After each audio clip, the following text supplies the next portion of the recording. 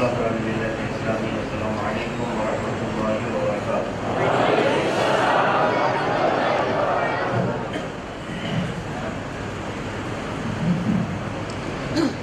الحمد للہ الحنان المنان الذي خلق الانسان وعلمه البيان، والصلاة والسلام على رسوله سيد الانس والجان وعلى آله وأصحابه ذوي الخير والإحسان، أما بعد، فأعوذ بالله من الشيطان الرجيم، بسم الله الرحمن الرحيم، إن الله مع الذين اتقوا والذين هم محسنون، صدق الله مولانا العظيم، وبلغنا رسوله النبي الأمين المتين المختار الكريم، ونحن على ذلك من الشاهدين والشاكرين والحمد لله رب العالمين۔ اعظم بمن بے سر و ساما مدد قبلہ دی مدد کعبہ ایمان مدد قادریم نعرہ غوث اعظم میزنم دمز شاہ برکت اللہ قطب عالم میزنم۔ عزیزان اکرام وقار، آج یہ ربیع الاخر شریف کی 11ویں شب ہے، اور اس شب کو اور کل آنے والے دن کو اہل سنت و جماعت کے درمیان 11ویں شریف سے موسوم کیا جاتا ہے، اور 11ویں کے نام سے ہی ذہن فوراً بغداد کی طرف چلا جاتا ہے۔ حضور سیدنا عبدالقادر جیلانی قدس اللہ سرہ الشریف، جن کو محی الدین بھی کہا جاتا ہے، غوث العظم بھی کہا جاتا ہے، القاب بے شمار ہیں، وہ غوث سمدانی، محبوب سبحانی، شہباز لامکانی، قندیل نورانی، جتنے معزز القابات سے آپ کو پکارا گیا ہے وہ کم ہی اولیاء کو بلایا گیا ہے۔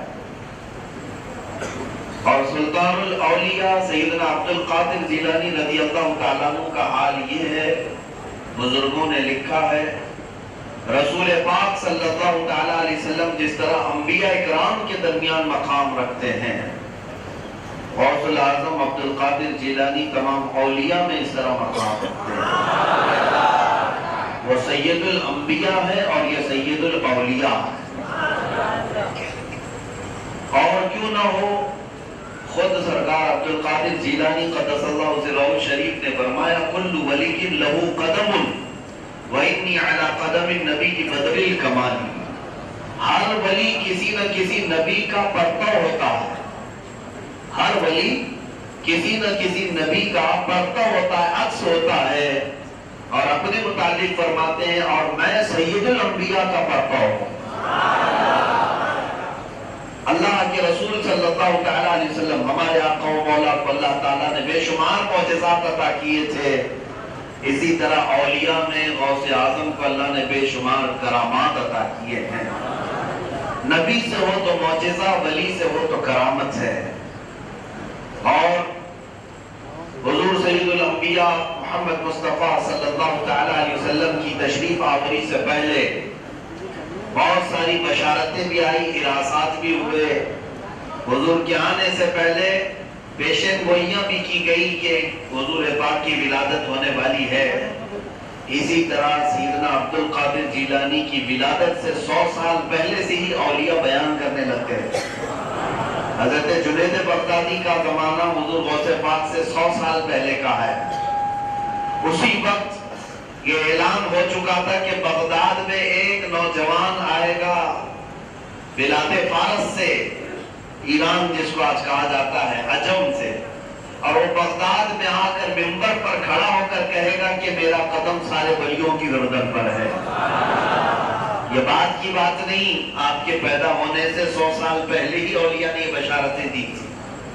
جس طرح رسول پاک صلی اللہ تعالیٰ علیہ وسلم کے لیے خصوصیات اللہ تعالیٰ نے معجزات میں عطا کی، آپ کو اللہ تعالیٰ نے کرامات میں خصوصیات عطا کی۔ بچپن میں رسول پاک صلی اللہ تعالیٰ علیہ وسلم در یتیم پیدا ہوئے، آپ یتیمی کی حالت میں دنیا میں آئے. اسی طرح سیدنا عبد القادر جیلانی رضی اللہ تعالیٰ عنہ بہت ہی بچپن میں اپنے والد کے سائے سے دور ہو گئے.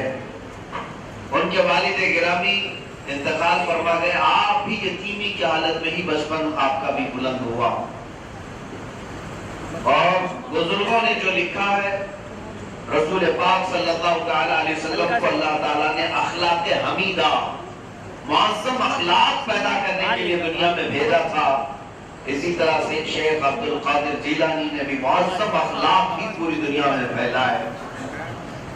اور اگر آپ کو میں بتاؤں رسول پاک صلی اللہ علیہ وسلم کی وفات کے وقت تقریباً 1,20,000 صحابہ کرام موجود تھے جو ایمان لائے ہوئے اور حضور کے صحابی بنے.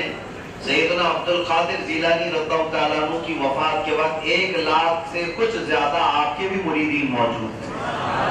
مریدین کی تعداد زیادہ بتائی گئی لیکن اس میں سے آپ نے فرمایا کہ 10,000 یہود و نصارہ نے میرے ہاتھ میں اسلام قبول کیا اور 1,05,000 کے قریب ڈاکوؤں نے اور شرابیوں نے توبہ کی ہے. سیدنا عبد القادر جیلانی رضی اللہ تعالیٰ عنہ کو وراثت میں اپنے نانا جان سے یہ چیز ملی. آپ دیکھیں نسب کے اعتبار سے حسینی سادات میں سے ہیں. آپ کی والدہ بھی سادات میں سے ہیں اور آپ کے والد بھی سادات میں سے ہیں. آپ نجیب الطرفین تھے. ایک طرف آپ کی طرف سے حسینی سادات, ماں کی طرف سے حسنی سادات. آپ حسنی بھی ہیں حسینی بھی ہیں اور خود آپ اپنے قصیدے انا الحسنی والمخدع مقامی, آپ اپنے والد کی طرف سے حسنی ہیں, ماں کی طرف سے حسینی ہیں. سیدنا عبد القادر جیلانی رضی اللہ تعالیٰ عنہ کو اللہ تعالیٰ نے نجابت, شرافت سب پیدائشی عطا فرمائی. اور خاندان کا حال یہ تھا کہ آپ کا پورا خاندان سلسلۃ الذہب کہلاتا ہے. یعنی آپ کے آبا و اجداد میں سب اولیاء اقطاب گزرے. آپ کے والد گرامی ابو صالح موسیٰ جنگی دوست اور آپ کی والدہ مکرمہ سیدہ ام الخیر, یہ دونوں کا جوڑا اس وقت مثالی تھا. نہ ابو صالح کی طرح کوئی اس زمانے میں متقی اور پرہیزگار تھا, نہ ام الخیر کی طرح کوئی پاک باز عورت تھی. دنیا کے یہ سب سے عظیم اتقاء اور پرہیزگار میں سے امام مانے جاتے تھے. اور آپ کے متعلق, آپ کے خاندان کے متعلق یہ بھی باتیں مشہور ہیں کہ آپ کے نانا حضرت عبداللہ صومعی ایک بڑے پاک کمال ولی تھے. آپ کے دادا بھی اولیاء کاملین میں سے تھے. یہاں تک کہ میرے عزیزوں, جب آپ کی ولادت کا وقت آیا تو ان معظم و مکرم والدین سے جب آپ کی پیدائش ہوئی, رمضان کا پہلا دن تھا جب سلطان الاولیاء عبد القادر جیلانی کی ولادت ہوئی تھی. اور صبح آپ کی ولادت ہوئی, شام افطار تک آپ نے اپنی ماں کے دودھ کو منہ تک نہیں لگایا. اور آپ کا یہ معمول رہا پورے رمضان میں. بچپن میں جس سال پیدائش ہوئی اس سال ہی کی بات ہے کہ آپ سحری سے لے کر افطار تک دودھ کا ایک قطرہ بھی نہیں پیتے تھے. جبکہ روزے کی فرضیت تو بلوغت کے بعد ہوتی ہے. آدمی بالغ ہو جائے اس کے بعد اس پر وہ احکام کا مکلف ہوتا ہے. لیکن آپ ماں کی گود سے شریعت مصطفیٰ کی پاسداری کر رہے ہیں. اور یہ بات پورے ایران میں, جیلان میں مشہور ہو گئی تھی کہ سیدوں کے گھر میں ایک بچہ ایسا پیدا ہوا کہ سحری سے لے کر افطاری تک دودھ کو منہ تک نہیں لگاتا. اور لوگ اس وقت جو کوئی پریشانیوں میں ہوتے سیدہ ام الخیر کے پاس آتے اور کہتے تمہاری گود میں ایک نہایت عظیم بچہ ہے, اس کے ذریعے سے ہم دعا کرتے ہیں اللہ ہمارے گھروں میں برکت عطا فرماتا. میرے عزیزوں, یہ وراثت میں ملی ہوئی چیز ہے. یہی بات تو سید الانبیاء صلی اللہ تعالیٰ علیہ وسلم کی ہے کہ جب آپ حلیمہ سعدیہ کی گود میں تھے تو حضرت حلیمہ سعدیہ کی ساری بکریاں دودھ کے تھنوں سے بھری ہوئی ہوتی تھی. قبیلہ بنو سعد ایک رات بھی بھوکا نہیں سوتا.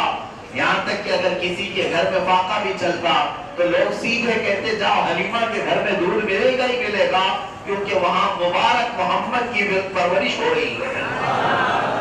اسی طرح جب ام الخیر کی گود میں سیدنا عبد القادر جیلانی کی پرورش ہوتی تھی. پورے جیلان والے اپنی مصیبتوں کے حل کے لیے اسی گھر میں آیا کرتے تھے اور یہاں سے کچھ نہ کچھ لے کر کے جایا کرتے تھے. اور آپ کو ایک بات میں بتاؤں کہ پیدائشی اولیاء میں چند ہی اولیاء کا ذکر آتا ہے, اس میں سلطان الاولیاء سیدنا عبد القادر جیلانی کا بھی ذکر ہے. وہ اس طرح کہ آپ کی والدہ کہتی ہیں کہ میں حمل سے تھی, میرے پیٹ میں جب عبد القادر تھے. پردے کی نہایت پابند خاتون. ایک بار گھر کے باہر ایک فقیر کوئی آیا بھیک مانگنے کے لیے, اور کوئی بھی آتا تو اس گھر سے واپس نہیں جاتا. ام الخیر فرماتی ہے کہ میں اپنے گھر سے کچھ چیزیں لے کر اس کو خیرات کرنا چاہتی. اچانک میرے پیٹ میں مروڑ شروع ہو گئی, اتنی تیز کہ میں اپنا پیٹ پکڑ کر پیچھے ہٹ گئی. پھر تھوڑی دیر کے بعد پیٹ صحیح ہوا تو پھر اٹھی خیرات کرنے کے لیے. پھر مجھے ایسا لگا اندر سے کسی نے چونٹی کاٹ لی ہے, بچہ میرا تیزی سے مجھے مروڑ رہا ہے, کاٹ رہا ہے. پھر میں پیٹ پکڑ کر باہر اندر بیٹھی رہ گئی. 2 سے 3 مرتبہ اس طرح ہوا, میں خیرات دے نہیں سکی. فقیر چلا گیا, فقیر وہاں سے باہر چلا گیا. تھوڑی دیر کے بعد محلے میں شور ہوا. پتہ یہ چلا کہ فقیر نہیں, وہ ایک ڈاکو آیا تھا, عورتوں کی عزت پر حملہ کر رہا تھا. گھر گھر جا کر جو عورت تنہا ملتی اس کا ہاتھ پکڑ کر کھینچتا یا اس کی عزت پر حملہ کرتا. ام الخیر فرماتی ہیں اس کے بعد مجھے احساس ہوا کہ میرے پیٹ میں جو مروڑ ہو رہی تھی وہ اسی طرح نہیں, عبد القادر پیٹ میں بیٹھ کر کے بھی ڈاکوؤں سے بچا رہا ہے.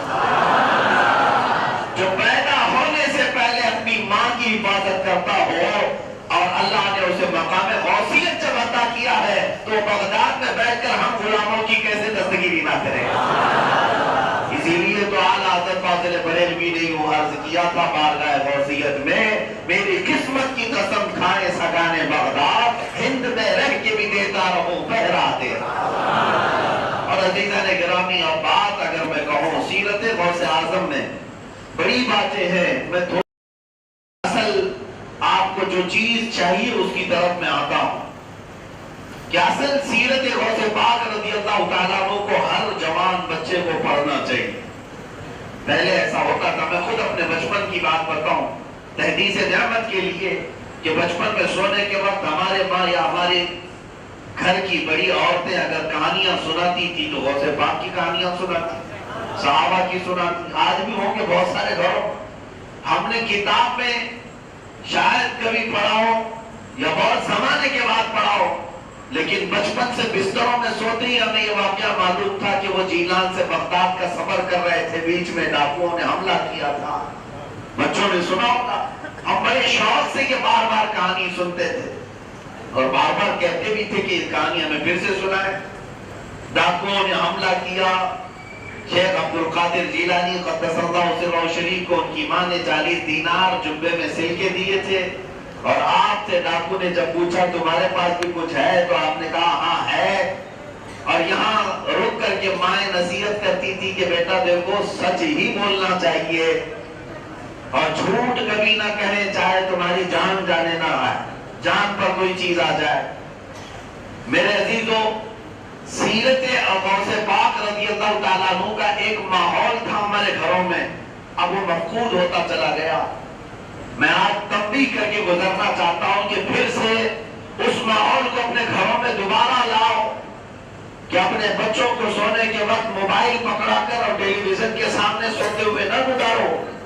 ان کو مقدس صحابہ, تابعین, اولیاء کاملین کی سیرتیں سناؤ, غوث پاک کی کہانیاں اور واقعات انہیں سناؤ, تبھی یہ جوان بن کر کے غلام غوث تو بنے گا, غلام غریب نواز بنے گا. آج کے حالات پر مجھے بڑا افسوس ہوتا ہے. بچہ کب سوتا ہے باپ کو بھی پتا نہیں, ماں کو بھی پتا نہیں, کیونکہ اس کے بھی ہاتھ میں موبائل ہے, اس کے بھی ہاتھ میں موبائل ہے. اور بچوں کو اگر تھوڑا زیادہ ضد کرنے لگے تو موبائل پکڑا کر دونوں ماں باپ الگ کر دیتے ہیں. کسی کے پاس وقت نہیں ہے, کون سنائے گا کہانی اور کون سنائے گا یہ واقعات. میرے عزیزوں, پھر وہ بات مجھے یاد آتی ہے, وہ اندھیرا ہی بھلا تھا کہ قدم راہ پہ تھے, روشنی لائی ہے منزل سے بہت دور ہمیں. آج حالات ایسی ہو گئے, ترقی ترقی ترقی کے نام پر یہ روحانیت ختم کی جانے لگی۔ ایک جلسے میں تھا تو وہاں پر بھی اس بات کی میں نے تنبیہ کی تھی، مشکل سے شاید اس مجمع میں 100-200 لوگ رہے ہوں یا جتنے بھی رہے ہوں، لیکن شاید اس مجمع میں 10 یا 20 لوگ ہوں گے جو سن رہے ہوں گے، باقی 180 لوگوں کے ہاتھ میں موبائل ہی تھا جو اس طرح سے پکڑے ہوئے کھڑے تھے۔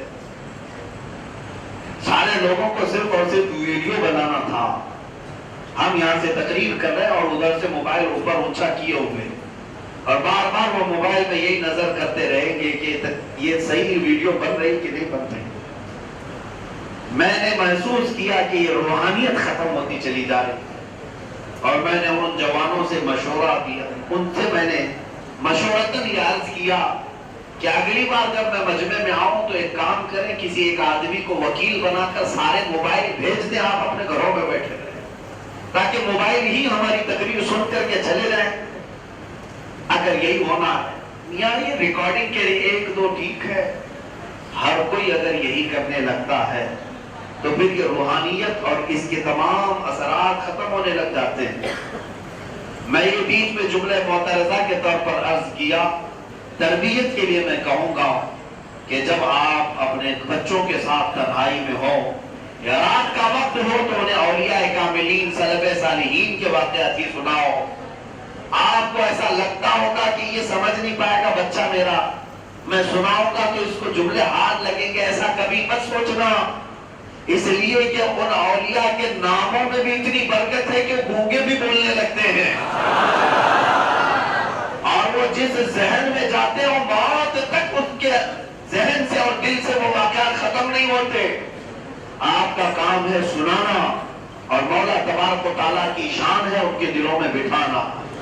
آپ نے اگر کوشش ہی نہیں کی تو یہ آج کے نوجوان جس طرح سے بھولتے جا رہے، ایک زمانہ آئے گا کہ پھر انہیں شیخ عبدالقادر جیلانی غوث اعظم کا نام بھی یاد نہیں رہ جائے گا۔ عزیزان گرامی، یہ محفلیں بھی ہونی چاہیے لیکن اپنے گھروں میں تربیت کا ماحول بھی ہونی چاہیے۔ اب سیرت کے چند گوشتیں آج میں آپ کے حوالے کر رہا ہوں، اس نیت سے حوالے کر رہا ہوں کہ ہر باپ اس کو محفوظ رکھے اور اپنے بچوں کو یہ تمام چیزیں منتقل ضرور کرے، اپنے بچوں تک اس کو ٹرانسفر کرتا رہے گا۔ سیدنا غوث اعظم عبدالقادر جیلانی رضی اللہ تعالیٰ اپنی ماں کے سائے عاطفت میں پلتے رہے۔ جیلان آپ کا گاؤں ہے، جیلان ایران کا ایک علاقہ ہے، آج بھی ہے، وہاں آپ کی ولادت ہوئی۔ بچپن میں جب آپ کی عمر 5-6 سال کی ہوئی تھی یا 7 سال کی، جب آپ قریب کے مدرسے میں جاتے تھے، ایک مرتبہ کا واقعہ آپ خود بتاتے ہیں، ایک گائے مجھے اچھی لگی تو گائے کے پیچھے پیچھے میں چلتا رہا کہ اس گائے کو پکڑ لوں۔ بچے کبھی گائے بچڑے کو کھیلنے کے لیے پکڑنا چاہتے ہیں، وہ گائے پیچھے مڑتی ہے اور کہتی ہے الہذا خلقت ام بہذا امرت یا عبدالقادر، اے عبدالقادر کیا تجھے اللہ نے اس کام کے لیے پیدا کیا کہ میرا پیچھا کرے، یا اللہ نے تجھے اس کا حکم دیا ہے کہ میرے ساتھ کھیل کود کرے؟ گائے نے جب یہ کہا، وہ سلطان الاولیاء ہے، پھر میں بات عرض کروں، جس طرح اللہ نے سید الانبیاء کو معجزات میں جانوروں کی بولیاں عطا کی تھی، اس سید الاولیاء کو بھی کرامات میں جانوروں کی بولیاں بھی عطا فرمائی۔ آپ نے اس دن سے فرمایا پھر کبھی میرا ذہن کھیلنے کودنے کی طرف قطعاً نہیں گیا۔ گائے سے کھیلنا تو کوئی بڑی بات نہیں تھی، یہاں تو بڑے بڑے کھیل کھیلتے ہیں، بڑے بڑے کھیل، اور پورا دن کھیلوں میں گزارا جاتا ہے۔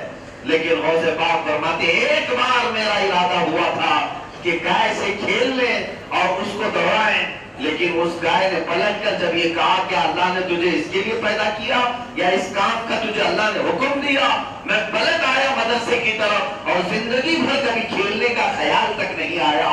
میں قادری غلاموں سے کہتا ہوں جن کی پوری رات گیم میں گزر جاتی ہے کھیلنے میں، جو اپنا فاضل وقت بچتا ہے تو لوگ یہ کہتے ہیں ٹائم پاس کرنے کے لیے گیم کھیلتے ہیں، گیم کھیلتے ہیں۔ تمہیں پتہ نہیں کئی گیم ایسے جو حرام ہیں، تمہاری نیکیاں کھا جاتے، ضائع کرتے ہیں، تمہیں خبر بھی نہیں ہوتی۔ ان گیموں میں جا کر کے تم اپنی اخلاق بھی تباہ کر رہے ہو، بسا اوقات ایمان بھی تباہ کر رہے ہو، اور ان ظالموں کی دنیا نے آج تمہیں اپنے جال میں پھانسنے کے لیے کئی راستے بنائے ہیں، ان میں سے ایک راستہ یہ کھیل کود کا ہے۔ گیموں کی دنیا میں تمہیں ایسا مست کیا جاتا ہے۔ چند سال پہلے میں نے مرتے ہوئے بھی جوانوں کو دیکھا پب جی کے نام پر، کوئی کہاں مر رہا ہے جوانی کے عالم میں، اس کے ہاتھوں میں راشا تاری ہے، کسی کے بدن میں کپکپی تاری ہے، کیونکہ ایسا ایڈکٹ ہو گیا ہے جیسا نشہ خور ڈرگس لینے والا۔ اس طرح کچھ لوگوں کو میں نے کھیل کود کا عاشق دیکھا ہے۔ میرے عزیزو، قرآن نے یوں ہی نہیں کہا کہ یہ دنیا لہو و لعب کی جگہ ہے۔ اگر تم اس میں مصروف ہو گئے تو پھر اس سے موت تک نکل نہیں پاؤ گے، موت تک نکل نہیں پاؤ گے۔ غوث پاک رضی اللہ تعالیٰ عنہ کی آج اس محفل پاک سے میں آپ سب کو میسج دینا چاہوں گا کہ اپنے فاضل اوقات میں ٹرین کا سفر کر رہے ہیں، بس میں بیٹھے ہوئے ہیں، کسی کا انتظار ہو رہا ہے، کیا کہتے ہیں نوجوان؟ ارے ٹائم بہت ہے، ابھی لاؤ تھوڑا سا گیم کھیل لیتے ہیں۔ کبھی یہ نہیں کہا لاؤ تھوڑی دیر استغفار کر لیتے ہیں، لاؤ تھوڑی دیر اللہ کے حبیب پر درود پاک پڑھ لیتے ہیں۔ یہ بھی تو وقت تھا تمہارے پاس۔ اسی لیے میں نے مصر میں کئی جگہ پر یہ اسٹیکر لگے ہوئے دیکھے، اجعلوا الانتظار فی الاستغفار، اپنے انتظار کو، اپنے ویٹنگ ٹائم کو استغفار میں گزارو، استغفار کرو۔ استغفر اللہ ربی من کل ذنب واتوب الیہ۔ اور اگر اور وقت تمہارے پاس میسر آئے تو میرے عزیزو، ان خالی اوقات میں اپنے نبی پاک پر درود کیوں نہیں بھیجتے؟ کیا اس سے زیادہ بہتر کوئی غذا ہے تمہارے لیے؟ تمہاری روح کی بھی غذا ہے، جسم کی بھی غذا ہے، اور درود پاک جب کثرت سے پڑھو گے تو میرے نبی کا قرب بھی ملے گا۔ گیم کھیلنے سے کیا ملنا ہے؟ تمہیں کیا ملتا کیا ہے؟ ٹائم تو ضائع ہو گیا کھیل کود میں، نہ تمہارا ذہن کچھ صاف ہو سکا، نہ تمہیں مالی کچھ مدد آ سکی، سوائے اس کے کہ اس کا نشہ چڑھا اور کچھ بھی نہیں ہوتا۔ لیکن اسی اوقات کو اگر مصطفیٰ کریم کی بارگاہ میں محبت سے دین ایوبی کے نام پر دوسری طاقت ابھر کر کے نکلی ارطغرل غازی کے نام پر، یہ غوث پاک کی کرامات میں بتا رہا ہوں، یہ غوث پاک کی سیاست اور ان کی اصلاح کا نتیجہ ہے۔ یہ خلافت عثمانیہ جس سے قائم ہے، خلافت عثمانیہ کے جو موجد اعلیٰ موری سے اعلیٰ رہے، یہ سب کے سب تربیت یافتہ رہے شیخ اعظم محی الدین ابن عربی کے۔ ابن عربی کون ہے؟ یہ غوث پاک کے روحانی بیٹے ہیں۔ ان کی تربیت سے ایک خلافت عثمانیہ کی شکل آئی پوری دنیا میں، جس نے 650 سال خلافت قائم کی، سلطنت قائم کی، اور دوسری طاقت ابھر کر آئی تھی صلاح الدین ایوبی کے نام پر، اور تیسری طاقت آئی تھی، یہ بھی غوث پاک کی سیاسی اصلاحات کا ہی نتیجہ تھا، شہاب الدین غوری کے نام پر، جو سرکار غریب نواز کے ذریعے سے غوث پاک رضی اللہ تعالیٰ عنہ کا، یہاں پر بھی میں تفصیل میں نہیں جا رہا ہوں، آپ کو یہ بات بتا رہا ہوں، ان کی سیاسی اصلاحات کے نتیجے پر 3 بڑی طاقتیں اس دنیا پر آئی ہیں۔ ان کا تینوں کا کنیکشن غوث پاک کے دربار سے ہے، تینوں کا کنیکشن، اور تینوں اپنے وقت کے ایسے شیر تھے جن کے بارے میں یہ کہنا بالکل مجھے سچ لگتا ہے، چاہے وہ صلاح الدین ایوبی ہو، چاہے وہ سلطان عثمان غازی ہو، چاہے وہ شہاب الدین غوری ہو، ان تینوں کا حال یہ تھا، ان پر یہ بات کہنا مجھے بالکل برابر لگتا ہے، کیا دبے جس پہ حمایت کا ہو بن جا تیرا، شیر کو خطرے میں لاتا نہیں کتا تیرا۔ غوث پاک کے دربار کی یہ نسبتی تھے، اور پوری دنیا ان سے خوف زدہ تھی، پوری دنیا ان سے خوف زدہ تھی۔ تمہیں پتا ہے فلسطین کے یہودی اور عیسائی اور یورپ کے عیسائی اور یہودی، یہ لکھی ہوئی کتابوں میں بات ہے، مائیں عیسائی ماں اور یہودی مائیں اپنے بچوں کو سلاتی تھی رات میں، یہ کہہ کر کے بیٹا سو جا صلاح الدین آ جائے گا۔ یہ ڈراتے ہیں نا بچوں کو کہ یہاں بیٹا سو جا، پولیس آ جائے گا، بوڑھا آ جائے گا۔ اس وقت یہودی اور عیسائی مائیں بچوں کو یہ ڈرا کر سلاتی تھی، بیٹا سو جا صلاح الدین آئے گا۔ یہ خوف صلاح الدین کا کس لیے تھا؟ اس لیے کہ وہ دربار غوث سے منسوب تھا، دربار غوث سے منسوب تھا، وہاں کا تربیت یافتہ تھا۔ عزیزان کرام وقار، علماء سے میں آج اس منبر سے میسج ضرور دینا چاہوں گا، آج اللہ تعالیٰ نے آپ کو علم دیا ہے، اس عزت اور وقار عطا کی ہے، نیابت مصطفیٰ عطا کی ہے، تو اس کا صحیح معنوں میں استعمال کریں۔ یہ نہیں کہ کسی نیتا کے پاس جا کر 5,000 روپے لے کر کے آ جائیں، کہیں کہ ہم اپنی قوم کو آپ کے حوالے کر دیں گے۔ نہیں، آپ ایسی بے نیازی دکھاؤ کہ وہ تمہاری قوم کا لیڈر ہوگا جو امت مصطفیٰ کی صحیح معنوں میں ترجمانی کرے گا، حضور کی امت پر آئی ہوئی تکالیف کا ڈٹ کر مقابلہ کرے گا، وہ تمہارا لیڈر ہے، وہ تمہارا ہیرو ہے۔ یہاں خواہ مخواہ چھچوروں کو، چوہوں کو لیڈر بنا کر کے ان کے پیچھے ایسے نعرے لگاتے ہیں کہ یہ کنگ ہے، یہ سلطان ہے، یہ فلانا ہے، یہ ٹھکانا ہے۔ دیکھو تو یہ کسی کی ساری میں بیٹھا ہے، کسی کی دھوتی میں بیٹھا ہوا، کون سا شعر ہے یہ؟ میرے عزیزوں، یہاں اصلاح کی ضرورت آ گئی، اس لیے میں یہ سخت جملے استعمال کر رہا ہوں۔ اٹھو اگر نہ حشر نہ ہوگا پھر کبھی۔ اقبال نے کہا تھا نہ سنبھلو گے تو مٹ جاؤ گے ہندی مسلمانوں، تمہاری داستان تک نہ رہے گی داستانوں میں۔ یہ سیاسی اصلاحات تھی غوث پاک رضی اللہ تعالیٰ عنہ کی، وہ بات میں آپ کی بتا کر کے آپ اپنی گفتگو کو سمیٹتا ہوں۔ غوث پاک رضی اللہ تعالیٰ عنہ جب منبر پر کھڑے ہو کر کے خطاب کرتے تھے، فرمایا کہ کوئی مجمع ایسا نہیں ہوتا کہ جس میں لوگ بے ہوش نہیں ہوتے اور اس میں سے جنازے نہیں اٹھتے تھے۔ آپ کی خطابت کے بعد، آپ کی تقریر کے بعد لوگ اتنی توبہ کرتے، اتنا روتے۔ آپ نے شیخ احمد جان کا وہ واقعہ سنا ہوگا جو شیر کی سواری کرتے تھے، اور غوث پاک کے دربار کا ایک کتا آیا اور دم زدن میں ان کے شیر کو چیر کر کے رکھ دیا، شیر کو پھاڑ دیا۔ یہ ایسی سنی سنائی بات نہیں، لکھی ہوئی کتابوں میں بات ہے۔ ایک پتلا دبلا پتلا کتا شیر کو پھاڑ دیا۔ کیوں دیا؟ اب تک تو سنا تھا شیر جنگل کا راجا ہوتا ہے، کتا کب سے راجا ہو گیا؟ بات در حقیقت یہ ہے، یہاں پر شیر اور کتے کا مسئلہ نہیں ہے، یہاں پر تو دربار غوث کی نسبت کا معاملہ ہے۔ آج چاہے وہ کتا ہی کیوں نہ ہو، اس دروازے سے نسبت کیا ہو جائے وہ شیروں پر بھی بھاری ہو جائے گا۔ عزیزان گرامی، اعلیٰ حضرت فاضل بریلوی رضی اللہ تعالیٰ عنہ کو پڑھتے ہیں، واہ کیا مرتبہ ہے غوث ہے بالا تیرا، اونچے اونچوں کے سروں سے ہے قدم، عورتوں کے سروں تک نہیں پہنچ سکتے جہاں تک کہ غوث پاک کا قدم پہنچتا ہے۔ اولیاء اکرام کا مقام کیا ہے غوث پاک کے دربار میں؟ فرماتے اعلیٰ حضرت سر بھلا کیا کوئی جانے کے ہے کیسا تیرا، اے غوث سر بھلا کیا کوئی جانے کے ہے کیسا تیرا، اولیاء ملتے ہیں آنکھیں وہ ہے تلوا تیرا، جو ولی قبل ہوئے یا بعد ہوئے سب ادب رکھتے ہیں دل میں میرے آقا تیرا، اور سارے اقطاب جہاں کرتے ہیں کعبے کا طواف، کعبہ کرتا ہے طواف در والا تیرا۔ اور غوث پاک کے دربار میں یہ اعلیٰ حضرت نے خراج عقیدت پیش کیا، جس کی منبر بنی گردن اولیاء، جس کی منبر بنی گردن اولیاء، اس قدم کی کرامت پہ لاکھوں سلام، غوث اعظم امام التقا والنقا، چل بڑے شان قدرت پہ اس سلام کو آخر تک یاد رکھنا، اور پھر اپنے کفن پر بھی غوث اعظم کا نام لکھ کر کے جانا، اپنے مردوں کو بھی لا الہ الا اللہ محمد رسول اللہ اور درود پاک کے بعد غوث پاک کا نام اپنے کفن پر لکھ کر کے جانا، انشاءاللہ العزیز قبر میں بھی سہارا ہو جائے گا، قبر میں بھی سہارا ہو جائے گا۔ اس لیے کہ ہم نے بے شمار واقعات پڑھے بھی ہیں، سنے بھی ہیں، اب وقت اتنا نہیں ہے کہ ساری کرامتیں آپ کو بتاؤں، غوث پاک رضی اللہ تعالیٰ عنہ کی ساری کرامتیں بتاؤں، اتنا وقت نہیں ہے، لیکن اتنی بات ضرور عرض کروں گا کہ اللہ تعالیٰ نے اپنے محبوب سید الانبیاء صلی اللہ علیہ وسلم کو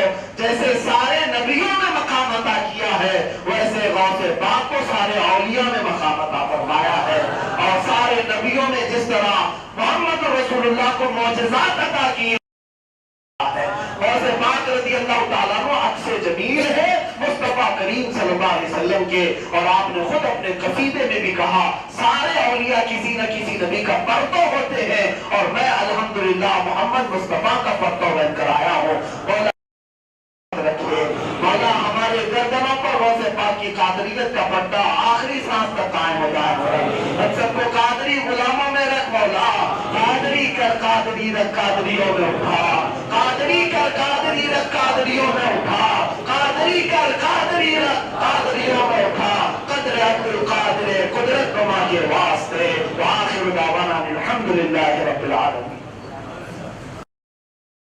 तरक्की की होगी, हर घड़ी तुम्हारी मुस्तफा करीम की बारगाह में मकबूलियत की होगी। मैं आगे अर्ज करता हूँ, गौसे पाक रज़ियल्लाहु ताला अन्हु ने बचपन कभी खेल कूद में नहीं गुजारा। जो बच्चे आज खेल कूद के आशिक है वो गौसे पाक का नाम लेते हैं तो अपने खेलों में कमी करें। अल्लाह ने तुम्हें खेल कूद के लिए नहीं पैदा किया। आज यही तो हाल है, जिस कौम के हाथों में तलवारें देखकर पूरी दुनिया दहशत ज़दा होती थी, उस कौम के हाथ में हॉकी और बैट पकड़ाया गया है, गुल्ली डंडे पकड़ाए गए। आज जाहिर सी बात है तुम्हारे हाथों की रौनक चली गई। आपको पता है, मैंने अभी चंद दिनों पहले की बात है, एक मुताले में पढ़ा, सैयदना खालिद बिन वलीद रज़ियल्लाहु ताला अन्हु की एक तलवार 35 किलो की थी। 35 किलो की तलवार वो एक हाथ से चलाते थे और दूसरे हाथ से नेज़ा भी पकड़ते थे और ढाल भी पकड़ते थे। और ढाल कितने किलो की होती थी? तो कहा 45 किलो। लाओ ऐसा जवान मेरे सामने। मेरे अजीजों, वो घोड़ों की रिकाबें भी थामते थे, दोनों हाथों में ये जंगी सामान भी, और अपने जिस्म पर लोहे की जिला भी पहनते। उनको जो कुव्वत हासिल थी, ऐसा मत समझना कि वो बहुत काजू बादाम खाते थे और बहुत कुछ जिम करते थे। आज तुमने इतने सारी चीजें मुरक्कन खा करके भी वो रूहानी ताकत हासिल नहीं कर सके। तुम्हारी बॉडी और तुम्हारी ताकत और तुम्हारी खेल को सिर्फ और सिर्फ मजलूमों को मुक्का दिखाने की ताकत रह गए। बाकी उनकी जो ताकतें थी मेरे अजीज, अल्लाह ने उन्हें रूहानी ताकतें अदा की थी। क्यों? इसलिए कि उन्होंने अपने जिस्मों को, अपने औकात को खेल कूद में नहीं गवाया था, बल्कि अल्लाह उसके रसूल की रजा के लिए अपना हर वक्त उन्होंने बिताया था। आला हज़रत इसीलिए तो फरमाया, दिल लहू में खोना तुझे, शब सुबह तक सोना तुझे, शर्म नबी खौफे खुदा ये भी नहीं वो भी नहीं। इन चीजों से बात आए, गौसे पाक की सीरत का ये हिस्सा है, इसलिए मुझे ये बात अर्ज करनी पड़ी। क्या आपने जिंदगी भर कभी खेल कूद की तरफ तवज्जो नहीं फरमाई? खेल कूद की तरफ नहीं। कुछ लोग तफरीह कल्ब के लिए कुछ चीजें कर जाते हैं, मैं उस पर सारी चीजों पर अंकुश नहीं लगाता, लेकिन जिन लोगों ने अपना पूरा का पूरा वक्त अपने खेलों में लगाया है, वो कल क़यामत के दिन क्या जवाब देंगे? अल्लाह की बारगाह में जब सवाल होगा, तेरी जवानी में इतनी नमाजें जाया हुई, क्या कर रहा था? क्या क़यामत के दिन यही कहोगे कि संडे को 100 रन बनाता था, मंडे को 200 रन बनाता था? यही जवाब दोगे रब्बुल जलाल की बारगाह में? मेरे अजीजों, क़यामत के दिन की अगर तुम्हारे पास तैयारी नहीं है तो डरो, आज अपने आप को तब्दील करो। सैयदना गौसे पाक रज़ियल्लाहु ताला बचपन में जब आपका हाल ये था, तो मदरसे में जब आप जाते थे, जब पढ़ने के लिए, जानते हैं वो रौब और दबदबा आपकी जवानी का बाद में है। जब आपकी उम्र 8 साल की थी, आपसे पूछा गया आपको कब इल्म हुआ कि अल्लाह ने आपको वली बनाया? आप फरमाते हैं जब मैं 7 साल का था, मदरसे में जाता था, तो पूरे मदरसे में कोई एक पुकारता था, इफ्सहू ली वलीयिल्लाह, ऐ सारे तलबा, अल्लाह का वली आ रहा है, जगह छोड़ दो। मदरसे में ये आवाज आती थी जब 7 साल के थे आप, और तलबा हट जाया करते थे, आपके लिए जगह दे दिया करते। बसा औकात उस्ताद अपने मसनद से नीचे आते थे जब आपकी उम्र 7 साल की थी, और फिर आपकी उम्र थोड़ी सी और बढ़ी, तब आपकी वालिदा माजिदा ने आपको उलूम व फनून हासिल करने के लिए बगदाद के सफर पर भेजा, और बगदाद का वो कठिन सफर तय किया। बात लोग ये समझते हैं कि अल्लाह का वली वो तरीकत की बातें कर के वली बन जाता है। मेरे अजीजों, शरीयत की शीन जिसे नहीं मालूम वो तरीकत तक पहुंच ही नहीं सकता। हाँ, बहुत सारे आज ऐसे ही है, जंगली बाबा जो इस तरह के मैदान में आए हुए हैं, उन लोगों से हमेशा अपने दीन की भी हिफाजत करना, अपने ईमान को भी बचाना। आज से मैं सवाल करता हूं, गौसे पाक से बड़ा कोई पीर नजर आता है? अगर कहोगे तब भी तुम्हारी पकड़ो। हम सब क्या गैर मुस्लिम भी अगर गौसे पाक को याद करते हैं तो बड़े पीर साहब कहते हैं। बताया आपको کو بڑے پیر صاحب کہا جاتا ہے، یعنی پیروں کے پیر ہے غوث پاک۔ اور جو پیر ہوتا ہے وہ شروعات کہاں سے کرتا ہے؟ سیدھے آ کر خانقاہ میں نہیں بیٹھ جاتا، پہلے مدرسے جاتا ہے، علوم حاصل کرتا ہے، اور اسے مشقتیں اٹھانی پڑتی ہیں۔ غوث پاک رضی اللہ تعالیٰ عنہ اپنی والدہ سے جدا ہو کر بغداد گئے 7 سال تک، اور ایسے حالات تھے کہ فاقہ کشی کیا ہم نے، کوئی چیز کھانے پینے کو تک نہیں رہتی۔ پڑھنے کے زمانے کے اگر واقعات میں آپ کو بتاؤں، آپ غوث پاک رضی اللہ تعالیٰ عنہ کی زبان سے خود سنے، آپ فرماتے ہیں کہ اکثر اوقات میرے تعلیم کے وقت ایسے آتے تھے کہ میں پتے کھا کر پورا دن گزارتا، درخت کے پتے کھا لیا کرتا، مجھے کھانا میسر نہیں ہوتا، اور کبھی کبھار بھوک کی وجہ سے غشی طاری ہو جاتی تھی، چکر آتے تھے۔ اس حالت میں بھی آپ نے تعلیم کا سلسلہ منقطع نہیں کیا۔ یہ نہیں کہ میں اکلوتا بیٹا ہوں، اپنی ماں کا چھوڑو، بغداد جاتا ہوں ماں کے پاس، کچھ کماؤں گا اور عیش کروں گا۔ میرے عزیزوں، علم حاصل کرنے کے لیے مشقت اٹھانا غوث پاک نے سکھایا ہے۔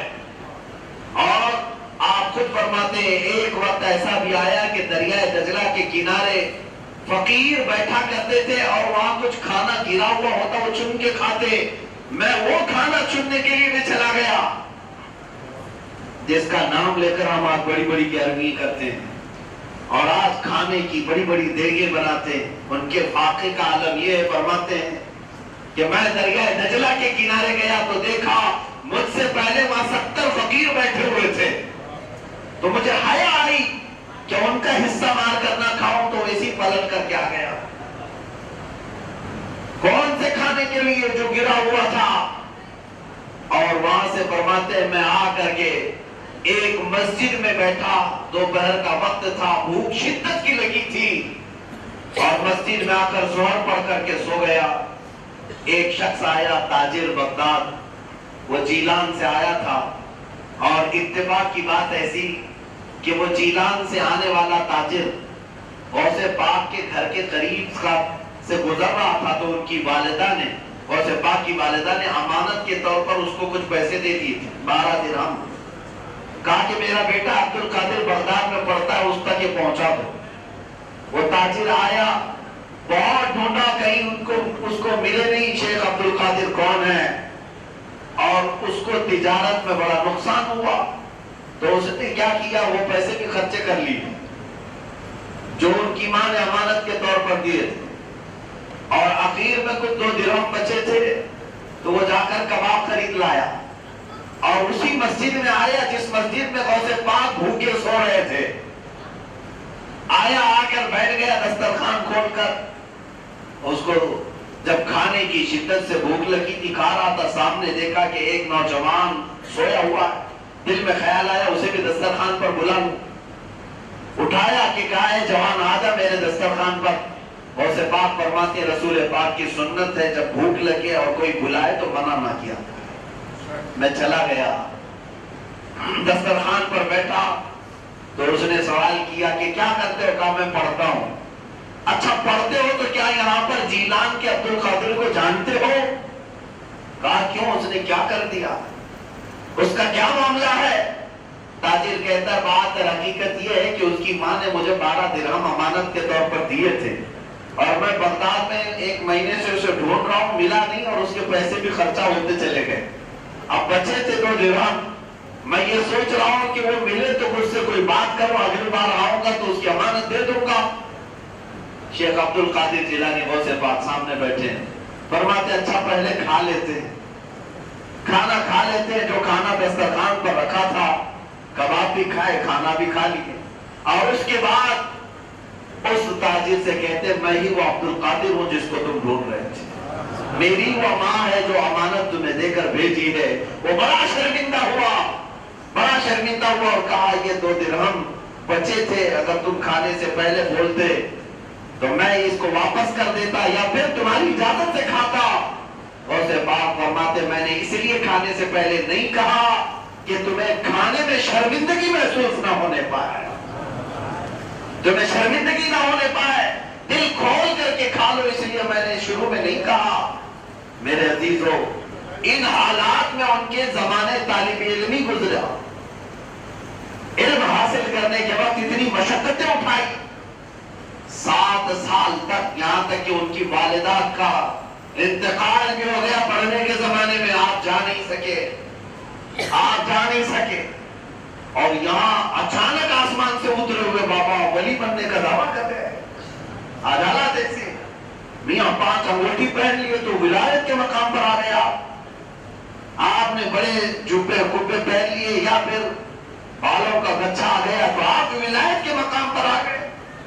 سلطان الاولیاء تو مشقتوں پر مشقتیں اٹھائے، اپنے ماں باپ، خود غوث پاک کا قصیدہ اگر کوئی پڑھ لے سمجھ میں آ جائے گا۔ خود آپ فرماتے درست العلم حتی صرت قطبا ونلت السعد من مولا الموالی، آپ فرماتے ہیں میں قطب ایسے ہی نہیں بولا، علم حاصل کرتا رہا یہاں تک کہ اللہ نے مجھے قطبیت کا مقام عطا کیا۔ علم حاصل کیے بغیر جاہلوں کو یہ چیزیں نہیں ملتی۔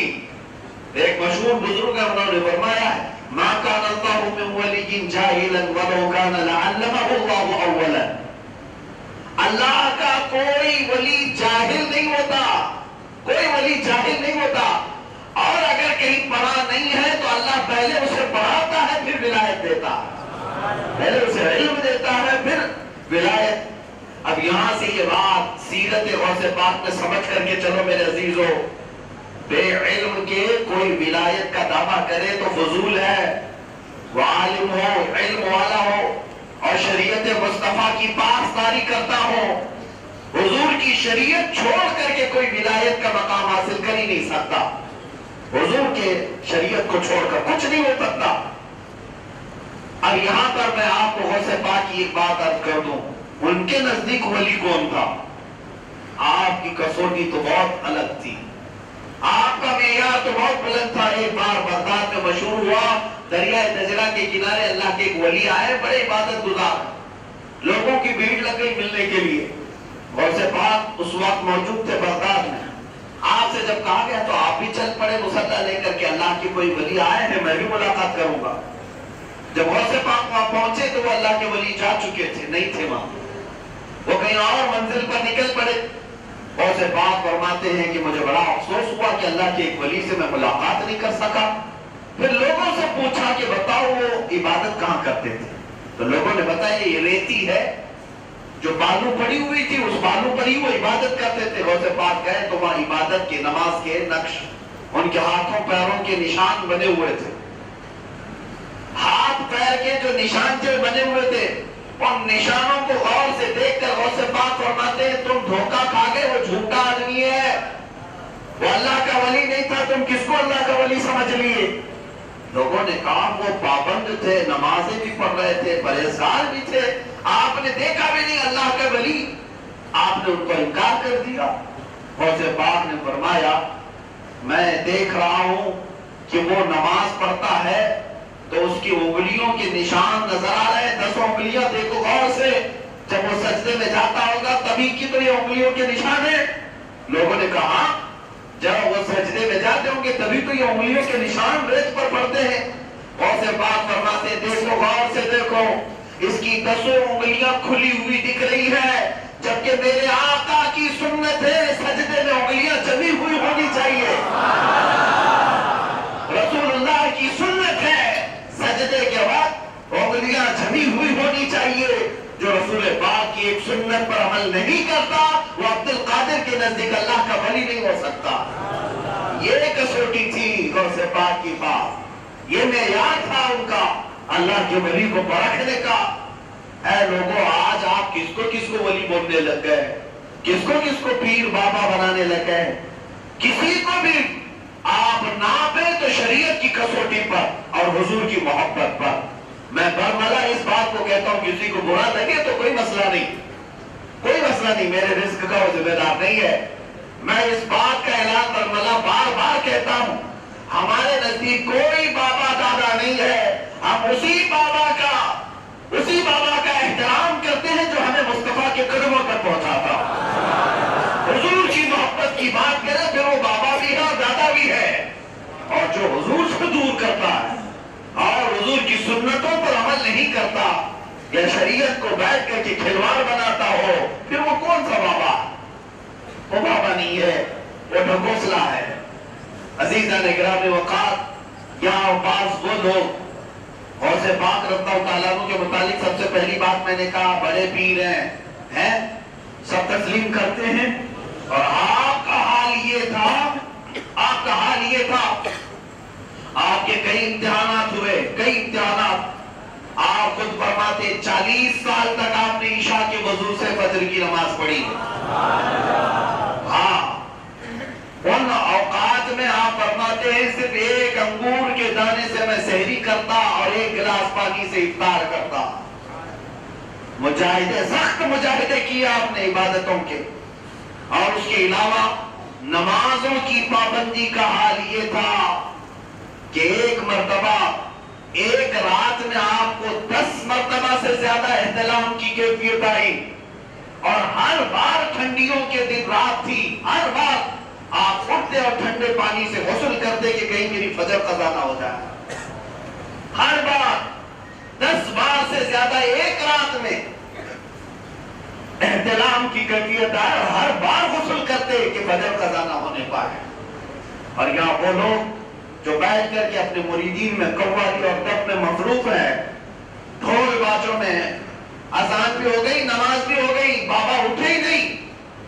ان سے پوچھا گیا کیوں پیر صاحب پر نماز فرض نہیں ہے؟ کہتے پیر صاحب کہتے ہیں ہم تصور میں نماز پڑھ لیتے ہیں، یا پھر بعض پیر صاحب کو یہ بھی اپنے مریدین کو کہتے ہیں کہ ہماری نماز کو مت دیکھنا، ہم مکہ اور مدینے میں نماز پڑھتے ہیں، ہم دکھتے یہاں ہیں بس نماز وہاں پڑھتے ہیں۔ میں جب ان کے مریدین سے کہا اپنے پیر صاحب سے کہو کھانا بھی وہی کھا کے آئے، دسترخوان تو یہاں لگتا ہے آپ کا۔ یہ ہیلے بہانے غوث پاک رضی اللہ تعالیٰ عنہ جب سب کے سامنے کھل کر کے جماعت سے نماز پڑھتے تھے تو پھر یہ سارے لوگوں کو سمجھنا چاہیے طریقت بعد میں ہے، مصطفیٰ کی شریعت پہلے۔ جو شریعت کی دھجیاں اڑاتا ہو وہ طریقت کی منزلیں طے نہیں کر سکتا۔ ولایت بہت دور کی بات ہے، ولایت کی بو باس بھی اسے نہیں مل سکتی۔ اعلیٰ حضرت فاضل بریلوی رضی اللہ تعالیٰ عنہ سے پوچھا گیا کہ اگر کوئی محنت سے، عبادتوں سے ولایت حاصل کرنا چاہے تو کتنی عبادت کرنا چاہیے؟ کیا فرماتے ہیں؟ سنو، فرماتے ہیں اگر عبادتوں سے ہی ولایت حاصل کرنا ہے، ولایت کی بھی بہت درجے ہیں، بہت درجے ہیں۔ فرماتے ہیں 80 سال پلک جھپکنے کے برابر بھی گناہ نہ کرے اور 80 سال تک جماعت کے ساتھ تکبیر اولا کی پابندی سے نماز پڑھے تب اسے ولایت کا پہلا درجہ مل سکتا ہے۔ اگر عبادتوں سے ہی حاصل کرنا چاہے تو پھر فرمایا گیا پھر باقی ولایت کیسے ملتی ہے؟ فرمایا یہ مولا تبارک و تعالیٰ کا فضل ہے، وہ جسے چاہتا ہے ماں کی گود میں عطا کرتا ہے، وہ جسے چاہتا ہے بچپن میں، جسے چاہتا ہے جوانی میں، یہ فضل الہی ہے۔ لیکن میرے عزیزوں، اولیاء کاملین میں سے ایک ولی مجھے دکھا دے جو بے نمازی گزرا ہو، کوئی ایسا ولی مجھے دکھا دے جو شریعت کی دھجیاں اڑاتا ہو، کوئی نشہ کرنے والا، کوئی بھنگ پینے والا، چرس پینے والا۔ اللہ کے اولیاء کاملین میں ایسا کوئی نظر آیا آپ کو؟ کہیں سیرت میں ایک بھی کسی کی آپ نے پڑھا ہے تو مجھے لا کر دکھائے۔ تو پھر آج کی یہ نوجوانوں کے ذہن کس طرح بھٹک گئے، کبھی اجمیر جا کر بھنگ پینے والوں کو بابا کہنے لگ گئے، چرس پینے والوں کو پتہ نہیں مستان اور کیا کیا چیزیں کہہ کر ان کی صحبتوں میں بیٹھنے لگ گئے۔ یہ شیاطین ہیں، یہ شیاطین ہیں جو اس طرح کے چوغے پہن کر کے عام سادہ لوگ مسلمانوں کا ایمان برباد کرتے ہیں۔ آپ اس سے پرہیز کریں۔ غوث پاک رضی اللہ تعالیٰ عنہ عالم باعمل تھے، شریعت مطہرہ کے تمام علوم جانتے تھے۔ عالم کی بات اگر آئی ہے تو میں آپ کو اتنا بھی بتا دوں، اس زمانے کے ایسے عالم تھے کہ ایک مرتبہ 100 بڑے بڑے فقیہ علماء آئے ان کے مجمع میں۔ فقیہ کا مطلب ہوا مفتیوں سے بھی بڑے بڑے علماء غوث پاک کے دربار میں آئے، جس لیے کہ ہم اپنی طرف سے ایک ایک سوال کریں گے اور ان کا جواب سنیں گے۔ دیکھتے ہیں یہ اتنی بڑی ولایت کا ان کا چرچا ہے تو علم کتنا ہے ان کے پاس۔ وہ 100 علماء آئے مجلس میں بیٹھے اور سے پاک رضی اللہ تعالیٰ عنہ سب کا استقبال کیا اپنے مجمع میں، اور نظریں نیچے جھکا کر پھر آپ نے نظریں اٹھائی اور سب کو ایک مرتبہ دیکھا، غور سے دیکھا تو روایات میں ہے کہ وہ جو 100 بڑے بڑے فقیہ علماء آئے تھے، ایک ایک اپنے ذہن میں سوال لے کر آئے تھے، سب کے دلوں سے پتہ نہیں سارے سوالات کا علم بھی ختم ہو چکا، وہ سب اپنے کپڑے پھاڑنے لگ گئے اور سارے چیخ پکار کرنے لگ گئے۔ اور سے پاک رضی اللہ تعالیٰ عنہ پھر منبر پر کھڑے ہوئے اور منبر پر کھڑے ہو کر کے ہر ایک جو وہاں پر آیا تھا ایک ایک کا جواب دینے لگے سوال سننے سے پہلے۔ اس میں جتنے فقیہ علماء آئے تھے سبوں نے برملا کہا ہمارا جو کچھ بھی گیا ہے اب وہ اسی قدم کی برکت سے واپس مل سکتا ہے۔ سبوں نے وہاں پر اپنی گردنیں خم کی۔ عزیزان گرامی، اور سے پاک کی سیرت میں بچپن میں آپ نے کھیل کود کی طرف توجہ نہیں فرمائی اور بچپن میں ہی علوم دینیہ کی طرف آپ نے سفر فرما لیا اور 7 یا 8 سال تک پڑھتے رہے۔ اس کے بعد بھی کئی علماء سے آپ نے علم حاصل کیا، پھر درسگاہ میں بیٹھے اور پڑھایا بھی، 1 2 نہیں ہزاروں شاگردوں کو تیار کیا، ہزاروں شاگردوں کو، اور جو غوث پاک کے شاگرد تھے وہ علم تو حاصل کرتے ہی تھے لیکن اپنے علاقے میں جانے کے بعد ان کو قطبیت کا مقام بھی ملا کرتا ہے۔ غوث پاک رضی اللہ تعالیٰ عنہ عالم شریعت تھے، اس کو بار بار میں ریپیٹ کر رہا ہوں اسی لیے کہ ولایت کو اگر کہیں پر بھی دیکھنا ہو تو علم دین کی بنیاد پر دیکھنا، شریعت مصطفیٰ کی بنیاد پر دیکھنا، محبت مصطفیٰ کی بنیاد پر دیکھنا۔ اگر یہ چیزیں نہیں ہیں تو ولایت نہیں ہے۔ ہاں کوئی جادوگر آ کر کے تمہارے پاس جادو تو دکھا سکتا ہے، اسے کرامت نہیں کہا جا سکتا۔ کرامت صرف وہی ہے جو عشق مصطفیٰ میں ڈوب کر کے دکھائی جائے۔ حضور کی محبت میں جو فدا ہے وہی کرامت دکھا سکتا ہے، باقی سب جادوگری ہے، شعبدہ بازی۔ اور سے پاک رضی اللہ تعالیٰ عنہ کی سیرت طیبہ کا یہ انمول خزانہ جو آپ کو میں بتا رہا ہوں، علم دین سے دوری ہلاکت ہے، آپ کے خطبات کا مجموعہ ہے، آپ کے خطبات جو آپ نے خطبے دیے وہ سارے جمع ہیں ایک کتاب میں، اور اس کتاب کو میں نے پڑھا تو اکثر خطبوں میں غوث پاک علم کی تلقین کرتے اور فرماتے کہ جہالت سارے بیماریوں کی جڑ ہے، سارے گناہوں کی جڑ ہے، کہ آدمی جاہل رہے گا تو حرام کیا حلال کیا کچھ پتہ نہیں چلے گا، اور کفر شرک کیا ہے اسلام و اسلام کیا یہ بھی پتہ نہیں چلے گا۔ آدمی کب کافر ہو سکتا ہے کب مسلمان ہو سکتا ہے، جاہل رہنے پر بڑا نقصان ہے۔ اور سے پاک نے بارہا تنبیہ فرمائی کہ کوئی جاہل نہ رہے، علم کی دنیا میں ضرور قدم رکھنا اور اپنے بچوں کو بھی جاہل نہ رکھنا۔ آج کے حالات پر یہ بات میں عرض کر رہا ہوں کہ مسلمانوں میں یہ کثرت سے رواج پکڑنے لگ گیا کہ بچے یوں ہی جوان ہوتے چلے گئے اور ان کو قرآن پاک کے حروف تک یاد نہیں ہو سکے، حدیث رسول کے چند جملے نہیں آتے۔ میرے عزیزوں، جہالت اسی کو کہا جاتا ہے۔ تم بڑے ڈاکٹر بن گئے، تمہیں نماز جنازہ نہیں آتی، جاہل کہلاؤ گے، جاہل کہلاؤ گے۔ اسی لیے حضور پاک کی شریعت کا علم اتنا حاصل کرنا ہر مسلمان پر فرض ہے جتنا اس کی زندگی کی ضروریات میں سے ہے۔ جو چیزیں حلال ہیں، حرام ہے، واجب اور فرض ہے، یہ تمام چیزیں سیکھنا فرض ہے آپ پر۔ قرآن پاک تجوید سے پڑھنا فرض ہے آپ پر، اس کے بغیر نماز نہیں ہے۔ وضو، غسل، طہارت کے مسائل فرض ہے سیکھنا۔ یہاں نوجوانوں کی عمر 40-50 سال کی ہو گئی، غسل کے فرائض نہیں معلوم کر سکے، وضو کے فرائض نہیں معلوم کر سکے، دیکھا دیکھی چلتا رہ گیا، جمعہ کی رکعتیں نہیں معلوم، فجر کی نماز کے طریقے نہیں معلوم۔ عزیزان گرامی وقار، اگر اسی طرح جہالت میں تم سے گناہ ہوئے تو قیامت کے دن 2 سزائیں دی جائیں گی، ایک گناہ کرنے کی سزا اور ایک نہ سیکھنے کی سزا۔ علم کیوں نہیں حاصل کیا اس کی سزا الگ، اور گناہ کیوں کیا اس کی سزا الگ۔ اس لیے ماحول اپنا علم کا پیدا کرو، اپنے بچوں کو ہلکے میں نہ لینا۔ جس طرح اسکول نہ جانے پر آپ سرزنش کرتے ہیں، ڈانٹ ڈپٹ لگاتے ہیں، اسی طرح قرآن پاک کے اسباق اگر نہیں پڑھا मदरसे की भी खैर खबर लिया करो कभी आकर के। क्यों नहीं पूछते कि मेरा बच्चा इतने साल से अभी तक कुरान मुकम्मल क्यों नहीं कर सका? आप अपने माँ बाप ये एक्टिविटी क्यों नहीं दिखाते अपने बच्चों के सिलसिले में? कोई बच्चा 6-6 साल से मदरसे में पढ़ा है और अभी पहला पारा भी मुकम्मल नहीं हुआ, क्यों नहीं किया? उस्ताद की कोताही है या तालिब इल्म की कोताही है या घर वालों की कोताही है? मेरे अजीजों, ये इल्म का माहौल तो कायम करो। और इल्म इस्लाम है और इस्लाम से पहले जहालत है। इस्लाम पूरे इल्म का नाम है। जाहिलों का यहाँ क्या है? इस्लाम पढ़े लिखे लोगों का दीन है। मेरे आका सल्लल्लाहु तआला अलैहि वसल्लम जब मदीने तैयबा तशरीफ लाए थे, सिर्फ 6 लोगों को लिखना आता था और जब आपका इंतकाल हुआ तब 80,000 लोग लिखना जानते थे। 10 साल के अरसे में इल्म का माहौल मेरे आका ने पैदा फरमाया और हर एक को आलिम बनाया। सहाबा देखिए इल्म की यूनिवर्सिटी बने थे।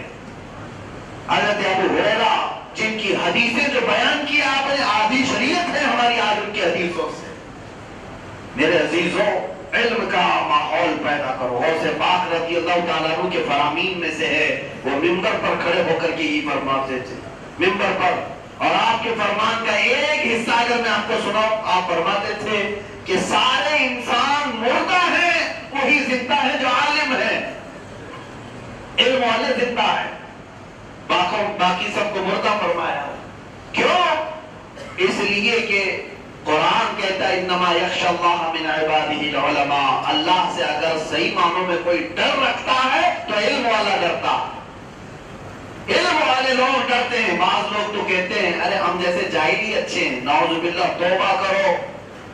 जिसने जिहालत को अच्छा कहा वो बहुत बड़ा गुनहगार है, क्योंकि जिहालत की मजम्मत हदीस में भी आई और कुरान में भी आई और तुम उसको अच्छा कह रहे हो। कुछ उलमा की गलतियां देख करके कुछ लोग कहते हैं अरे ऐसे ऐसे आलिम है, उससे तो बेहतर हम जाहिल लोग हैं। ये जुमला ये आसानी में कह जाते हैं, तो मैं पता नहीं इस पर कितनी बड़ी गिरफ्त होगी तुम्हारी। जाहिल अच्छा होता है, जिहालत अच्छी चीज है। जिहालत सबसे बुरी चीज है, इसीलिए तो हुजूर के सबसे बड़े गुस्ताख का नाम अबू जहल रखा गया। क्यों? जहालत का बाप था वो। और जो ये कहता है कि हम जैसे जाहिल अच्छे हैं, तो फिर क्या वो अबू जहल को अच्छा समझता है? नाउज़ुबिल्लाह मिन ज़ालिक। तौबा करे। गौसे पाक के फरमामीन में से ये है इल्म हासिल करो। इल्म के बगैर जिंदगी नहीं है तुम्हारी, मुर्दा की तरह रहेंगे। अब आगे मैं अर्ज करता हूँ, गौसे पाक रज़ी अल्लाह तआला अन्हु बगदाद के मदरसे में जहाँ पढ़ाते थे, उस मदरसे के मुतालिक आपका फरमान ये है, उस मदरसे, ये सही रिवायत में बता रहा हूँ बहजतुल असरार शरीफ की।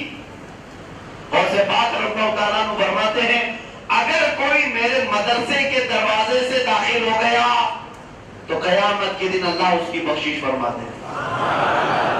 ये गौसे पाक का फरमान है कि कोई मेरे मदरसे के दरवाजे से भी दाखिल हो गया, अल्लाह ताला उसको कयामत के दिन अजाब में तखफीफ करेगा और बख्शिश फरमाएगा। एक मर्तबा बगदाद में ताउन, प्लेग की बीमारी फैल गई।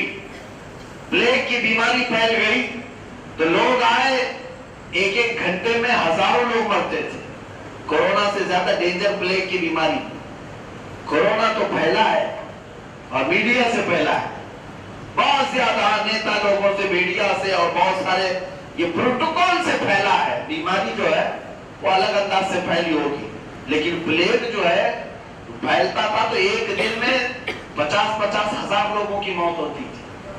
बहुत सख्त बीमारी होती थी प्लेग।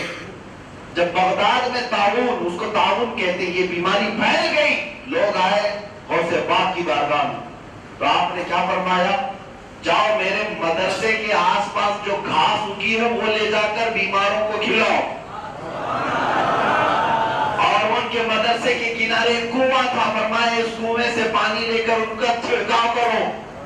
मदरसे के आसपास जो घास थी लोग उसको निकालते रहे, जिसके हाथ में जितनी आई ले गए, बीमारों को खिलाया। 3 दिन के अंदर पूरे बगदाद से प्लेग खत्म हो चुका था। जिस मदरसे में बैठ करके आप पढ़ाया करते थे, उस मदरसे की फजीलत बता रहा हूं कि वो बीमारों की शिफा का एक दवाखाना बन गया था। इतना ही नहीं, एक आपके मुरीद हैं, वो रोते हुए एक दिन आपकी बारगाह में आए और कहा کل کی رات میں نے اپنے باپ کو خواب میں دیکھا، میں نے اپنے باپ کو خواب میں دیکھا اور انہوں نے مجھ سے کہا کہ میں عذاب میں مبتلا ہوں، میں عذاب میں مبتلا ہوں، جاؤ شیخ عبد القادر کے پاس دعا کراؤ۔ وہ آیا لڑکا، غوث پاک سے یہ کہنے لگا کہ میرے باپ کا ایسا ایسا حال ہے۔ آپ نے نظر نیچی فرمائی اور تھوڑی دیر کے بعد فرمایا تیرا باپ میرے مدرسے میں کبھی آیا تھا؟ میرے مدرسے میں کبھی آیا تھا؟ تو اس کے بیٹے نے کہا کہ ہاں، ہمارے والد ایک مرتبہ کسی عالم کو اندر داخل کرنے کے لیے آئے تھے۔ کہا پھر جاؤ، واپس چلے جاؤ۔ وہ واپس چلا گیا۔ اس دن رات کو خواب میں دیکھتا ہے اس کا باپ خواب میں آیا اور کہنے لگا بیٹا مبارک ہو، تو ادھر عبد القادر جیلانی کے پاس گیا، ادھر اللہ نے مجھے اٹھا کر جنت میں بھیجا، میرا عذاب بھی ختم ہو گیا، میں تو اب باغیچوں میں ٹہل رہا ہوں، لیکن تو وہاں کی حاضری پر پابندی کرنا، جاتے آتے رہنا۔ میرے عزیزو، یہ عام لوگوں کی بولی ہوئی باتیں میں نہیں کہہ رہا ہوں، مستند کتابوں میں آئی ہوئی روایات عرض کر رہا ہوں۔ غوث پاک کے مدرسے میں جا کر آئے تو قبر میں عذاب میں تخفیف ہو۔ اب آپ اندازہ کریں، یہ مدرسے کی بات بار بار اس لیے کہہ رہا ہوں، غوث پاک کے دربار میں آنے والے کی بات نہیں کیا میں نے، ان کی خانقاہ میں آنے والے کی بات نہیں کر رہا ہوں، غوث پاک کے مدرسے میں اس لیے کہ جہاں علم حاصل کیا جاتا ہے وہاں شفا بھی ہوتی ہے اور وہاں اللہ کی رحمت بھی ہوتی ہے اور وہیں سے لوگوں کی نجات بھی ہے۔ اس چیز کو اندازہ کرو، اور اسی وجہ سے میں کہتا ہوں ہر گلی ہر علاقے میں مدرسہ بھی قائم رکھو، مدرسہ بھی قائم ہونا چاہیے۔ مدرسے ہمارے دین کی حفاظت کے ضامن ہیں، یہ وسیل ہیں، یہ قلعے ہیں، اور آپ جو دیکھ رہے ہیں ماحول مدرسوں کو اس طرح سے آج دیکھا جا رہا ہے دہشت گردی کے اڈے ہیں۔ ہاں، یہ جو ماحول چل رہا ہے، آتنکیوں کو یہ گڑنے لگ گئے، کیوں میاں کیوں کر رہے ہیں؟ مدرسے کیوں کر رہے ہیں؟ اس لیے کہ انہیں پتا ہے یہ مدرسے باقی رہے تو انسان بنتے رہیں گے، اور ان کو حیوان چاہیے، ان کو صرف وہ حیوان چاہیے جو پیشاب پیتا ہو، گوبر کھاتا ہو، اور یہ مدارس انسان بناتے ہیں۔ انسان کا مطلب معمولی نہیں ہے، انسان تاج کرامت پہن کر کے آیا ہے، یہ رب ذوالجلال کا نائب مطلق ہے۔ انسان عزتوں کا مالک ہوتا ہے، غلاظتوں کا نہیں، اور یہ مدرسہ سکھاتا ہے کہ حلال کیا ہے، حرام کیا ہے، اور مدرسہ ہی سکھاتا ہے کہ انسان کی زندگی عروج و ارتقاء پر کیسے جاتی ہے۔ اسی لیے یہ مدرسے آج گڑھنے لگ گئے لوگوں کو، اور تکلیف ہونے لگ گئی، کبھی مدرسے کی گرانٹ ختم کر دیں گے، کبھی مدرسے میں کچھ اور ہم داخل کر دیں گے، وہ کھوس دیں گے، یہ کھوس دیں گے۔ یو پی میں، بہار میں، آسام میں یہ جو معاملات چل رہے ہیں، ان کے پیٹوں میں یوں ہی درد نہیں ہو رہا مدرسوں کو لے کر، کچھ تو ہے مدرسے میں، کچھ تو ہے، اور انہیں بھی اچھی طرح سے معلوم ہے کہ یہاں سے کوئی دہشت گرد نکلتا نہیں ہے، یہاں سے کوئی دہشت گرد نہیں نکلتا، کوئی آتنکواد نہیں نکلتا، انہیں خود بھی پتا ہے، لیکن انہیں یہ پتا ہے کہ آتنکواد اور دہشت گرد تو نہیں نکلتے، یہ مدرسوں کو اگر باقی رکھا گیا تو ایسے ایسے عالم نکلتے ہیں جن کی زبانیں لاکھوں کے دلوں پہ راج بھی کرتی ہیں۔ ہم بھی تو کسی مدرسے کی پروڈکٹ ہیں، آپ کے سامنے ہم جو بیٹھے ہوئے کسی مدرسے کی پروڈکٹ ہے، اور مدرسہ مسجدیں، دیکھیں آپ مسجدیں بناتے ہیں، مسجدیں پوری تعمیر کر لیا، سنگ مرمر بھی لگا دیا، اس میں پورے جھومر بھی لگائے، پنکھے بھی لگائے، ساری چیزیں، لیکن آباد کرنے کے لیے مدرسے کا ہی کوئی آنا پڑے گا، محراب میں وہی جائے گا جو مدرسے سے آیا ہوا ہو۔ اب آپ جاہل کو رکھ لیتے تو الگ بات، لیکن اصول تو یہی ہے، مدرسے کا پڑھاؤ یا تو حافظ قرآن ہوگا یا عالم دین ہوگا، وہ محراب میں جاتا ہے۔ مسجد 50 کروڑ کی بھی کیوں نہ بن جائے، لیکن ایک غریب کسان کا بیٹا حافظ قرآن ہو تو وہی مسجد کو آباد کرتا ہے۔ ہاں، سیٹ لوگ مسجدیں بناتے ہوں گے، لیکن مدرسے جو ہے مسجدوں کے امام تیار کرتے ہیں، مدرسوں کے امام بنانا اور ہے۔ اسی لیے غوث پاک رضی اللہ تعالیٰ نے پوری زندگی بھر مدرسے پر توجہ دی، مدرسے کا بہت بڑا آپ نے خیال فرمایا، یہاں تک کہ جس گدی پر آپ بیٹھے یہ عام لوگوں کی غلطی نہیں تھی، یہ امام غزالی کی غلطی تھی۔ جہاں سے امام غزالی درس دیا کرتے تھے، غوث پاک اس پر بیٹھے، اور ایک وقت میں جب آپ خطاب کرتے، روایتیں بتاتی 70,000 کا مجمع سنا کرتا تھا، 70,000 کا مجمع۔ یہاں مائک لگا کر کے بھی ابھی ہمیں تکلیف ہو رہی ہے، ہم اپنی آواز نہیں پہنچا پاتے، لیکن وہ سلطان الاولیاء اس زمانے میں 70,000 سے جب خطاب کرتے تو روایات یہ ہے کہ پہلی صف والا جیسے سنتا ویسے آخری صف والا بھی سنتا۔ عزیزان گرامی وقار، اب یہ علم کی بات آئی ہے تو یہی بات میں عرض کر رہا ہوں کہ آپ کے خطبات غوث پاک آپ پڑھ لیں، اس میں آپ نے جو تلقین فرمائی سب سے زیادہ علم کی تلقین فرمائی۔ علم کی طرف آؤ، علم کی طرف آؤ، علم کی طرف آؤ۔ اور بے علم اور جاہل لوگ پوری دنیا کے لیے نقصان دہ ہیں، امت کے لیے بھی نقصان دہ۔ اور اسی لیے تو حدیث پاک میں یہ بھی ملتا ہے قیامت کی نشانیوں میں سے، قیامت کی نشانیوں میں سے ایک نشانی یہ بھی ہے اذا وسد الامر الى غیر اہلہ فانتظر الساعہ۔ میرے آقا فرماتے دین کے معاملات جاہلوں کے ہاتھ میں چلے جائیں گے تو تم قیامت کا انتظار کرو، قیامت کے قریب یہی سب چیزیں ہونے لگ جائیں گی، یہی سب چیزیں ہونے لگ جائیں گی۔ مجھے ایک بات ابھی یاد آتی ہے، امام صاحب کو لوگ انٹرویو لینے کے لیے بیٹھتے ہیں، کمیٹی کے لوگ، میں ان سے نہیں کہہ رہا ہوں یا پھر کسی کو خاص کر کے نہیں کہہ رہا ہوں، آپ برا نہ مانیں، ویسے میں جاؤ بولنا ہے وہ بول دیتا ہوں، ہوتا ہے انٹرویو، ابھی یہاں پہ بھی چل رہا ہوگا، لیکن آپ انٹرویو نہ لیں۔ عالم کو ایک عالم کا امتحان لینا ہے تو کسی اور بڑے عالم کو لے آؤ، وہ امتحان لے گا، وہ سمجھے گا۔ ورنہ تو یہی ہوگا کہ ایئرپورٹ میں ہمارے ساتھ بھی ایسے ہوا تھا، ہمارے ایک ساتھی تھے، مصر کا جو ویزا لگتا تھا وہ عربی میں لگتا تھا، اور زبردستی جو ہے کاؤنٹر پہ بیٹھا ہوا، اس کو کوئی اس سے تعلق نہیں ہے، وہ تو امیگریشن والا دیکھے گا، لیکن کاؤنٹر پہ بیٹھا ہوا زبردستی پریشان کر رہا تھا، ویزا کہاں ہے، ویزا کہاں ہے۔ ویزا دکھایا، اسے سمجھ میں تو آنا چاہیے، تو اس نے کہا کہ نہیں سمجھ میں آ رہا ہے، تو ہمارے ساتھی نے لیا اور کہا، میں پڑھ کے سناتا ہوں۔ ہمارے ساتھی تھے، انہوں نے کہا سَيَقُولُ السُّفَهَاءُ مِنَ النَّاسِ مَا وَلَّاهُمْ۔ قرآن کی دوسرے پارے کی آیت پڑھ رہے تھے، وہ کہا ہاں بس ٹھیک ہے، تو کہا کہ کیا ہے یہ؟ کہا بس یہی ہے کہ 6 دسمبر تک کا ویزا ہے اس کے اندر، میں بول رہا ہوں آپ مان نہیں رہے اس لیے میں نے پڑھ دیا۔ کہا ٹھیک ہے، بس کافی ہے۔ تو یہی تو ہوگا جب ایسے لوگ انٹرویو لیں گے، وہ کیا بول رہا ہے کیا پتہ چلے۔ ایک عالم دین کا انٹرویو لینے کے لیے کچھ کمیٹی والے بیٹھے ہوئے تھے، کہا کہ مولانا صاحب کچھ چیزوں کا سوال ہے، جواب دیں پھر آپ کو امامت پر رکھا جائے گا۔ کہا ٹھیک ہے بتائیے۔ کہا کہ قیامت کی بڑی نشانیوں میں سے کوئی نشانی بتائیے۔ کہا وہ سب سے بڑی نشانی یہ ہے کہ جاہل عالم کا امتحان ہے، یہی تو بڑی نشانی ہے۔ عزیزان گرامی وقار، غوث پاک رضی اللہ تعالیٰ عنہ کی تعلیمات میں سے یہی ہے کہ علم اتنا تمہارے پاس رہے جس سے تمہاری زندگی سنور جائے، تم حلال و حرام تو سیکھ سکو، واجب اور فرض میں تمیز کر سکو، اور اپنی زندگی تو اسلام کے دائرے میں رہ کر گزار تو سکو۔ اللہ تعالیٰ سب کو علم کی توفیق عطا فرمائے۔ اور ایک بات اخیر میں یہ عرض کروں گا، علم حاصل کرنے کی کوئی عمر نہیں ہوتی۔ اگر آپ کو ایسا لگ رہا ہے کہ میں بچوں کو تلقین کر رہا ہوں، نہیں، بوڑھے بھی ہو تب بھی حاصل کرو۔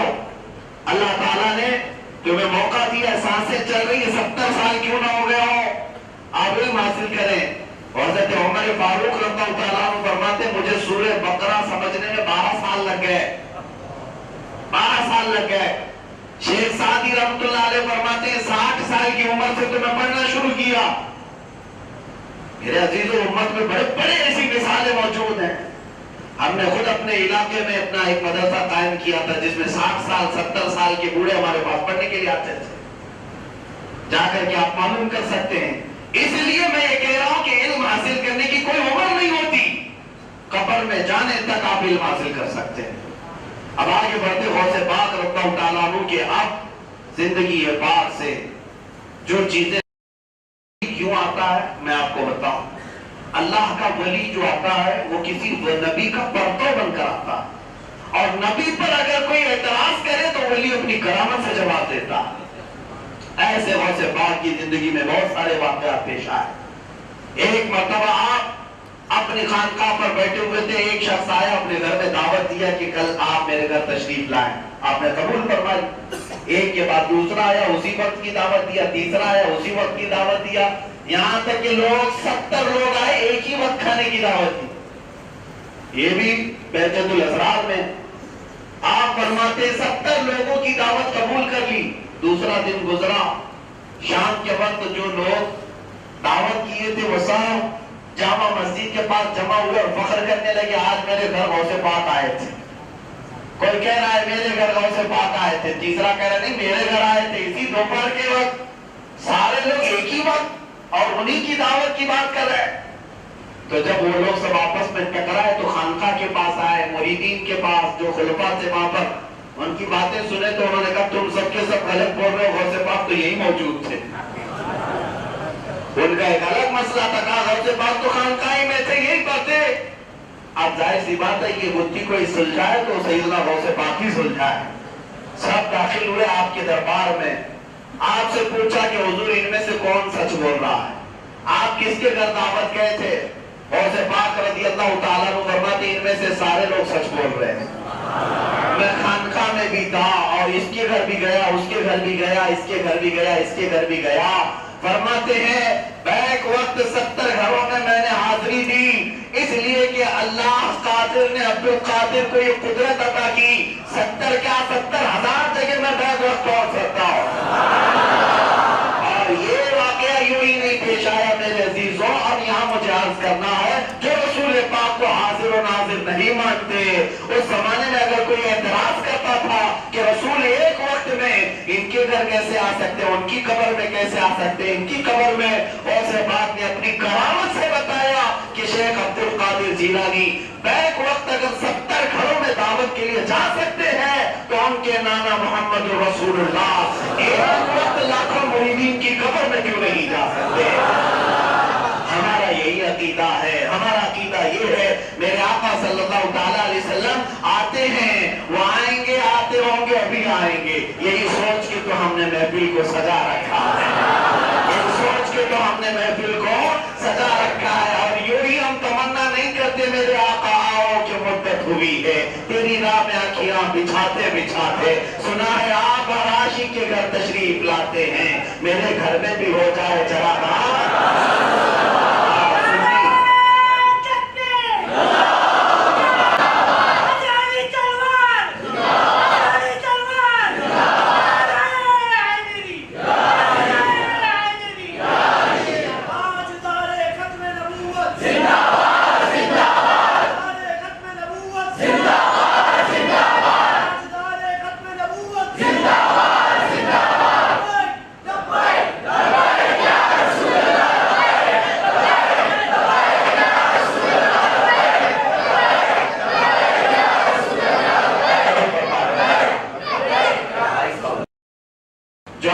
جو جھگڑے کرتے رہتے ہیں رسول پاک حاضر ہے ناظر ہے کہ نہیں، غیب ان کو ہے کہ نہیں، اس پر انہوں نے کہا تھا حاضر و ناظر و بشر و نور و غیب کو چھوڑ، حاضر و ناظر و بشر و نور و غیب کو چھوڑ، شکر کر کے وہ تیرے عیبوں کو چھپائے ہوئے ہیں۔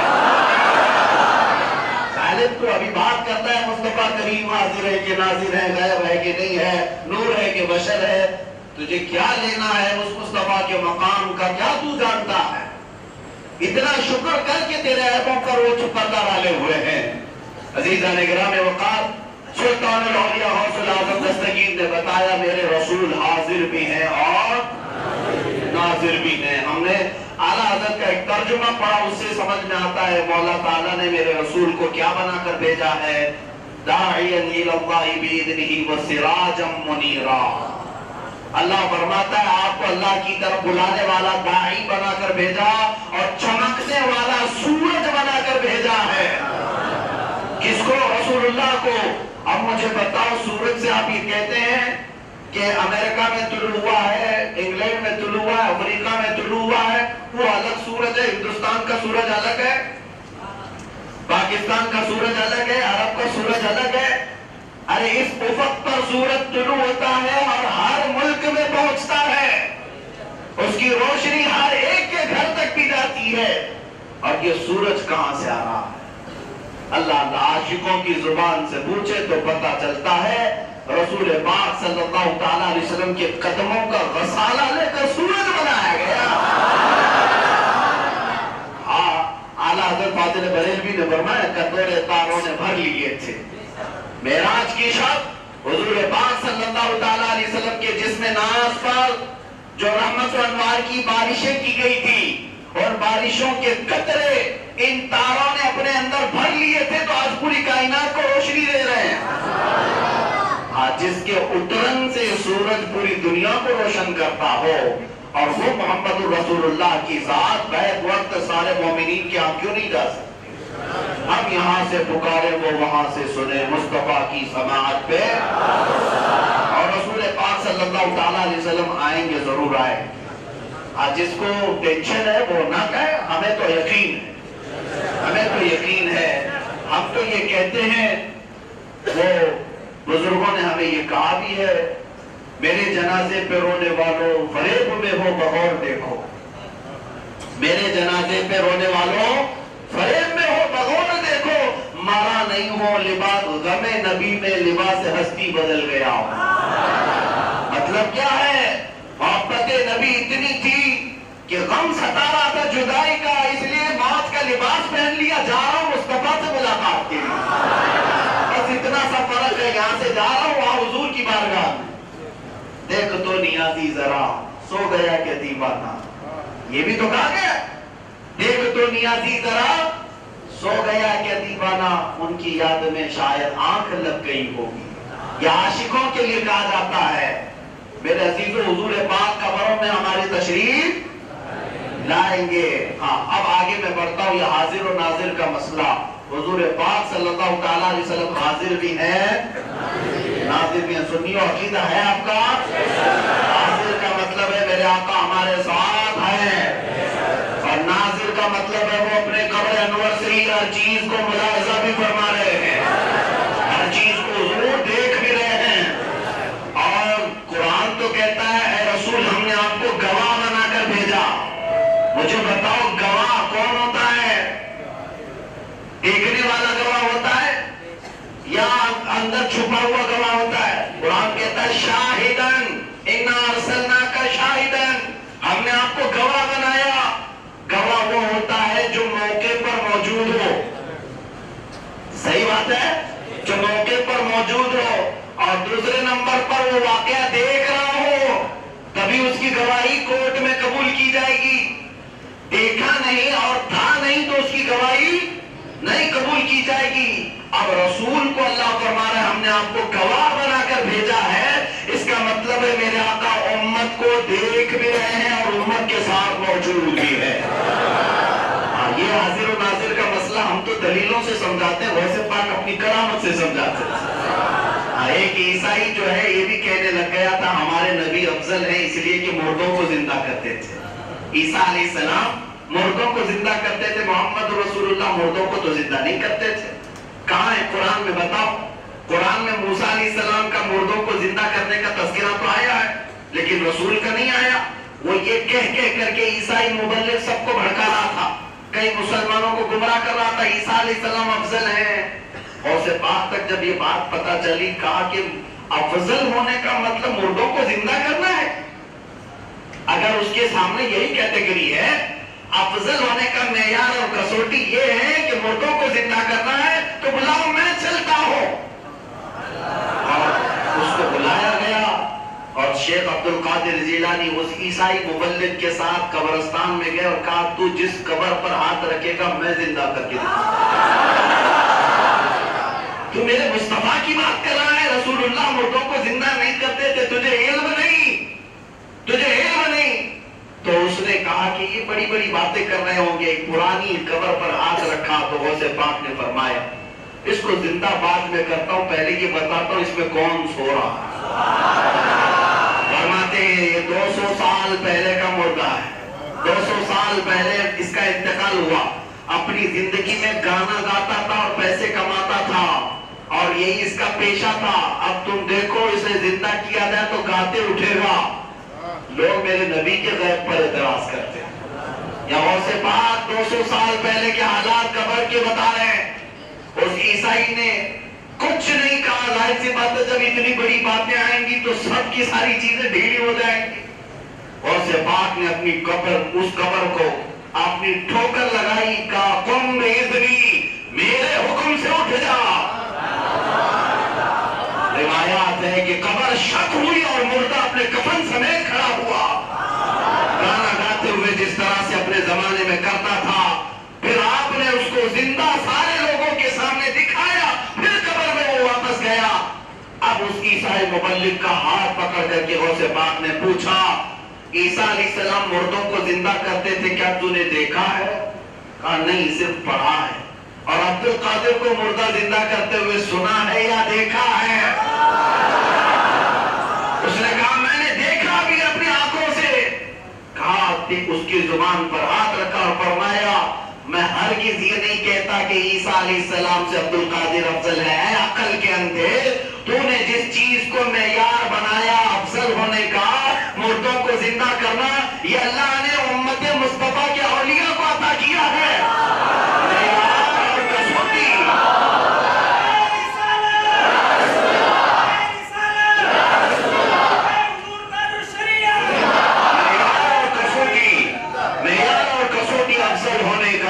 وہ مردوں کو زندہ کرنا نہیں ہے، بلکہ یہ اللہ کا فضل ہے، وہ اپنے نبیوں میں جسے چاہے افضل فرمائے. تو نے مردوں کو زندہ کرنے کی بات کی، اس لیے عبد القادر نے کر کے دکھایا. اور پھر اب یہاں پر ایک اعتراض آیا.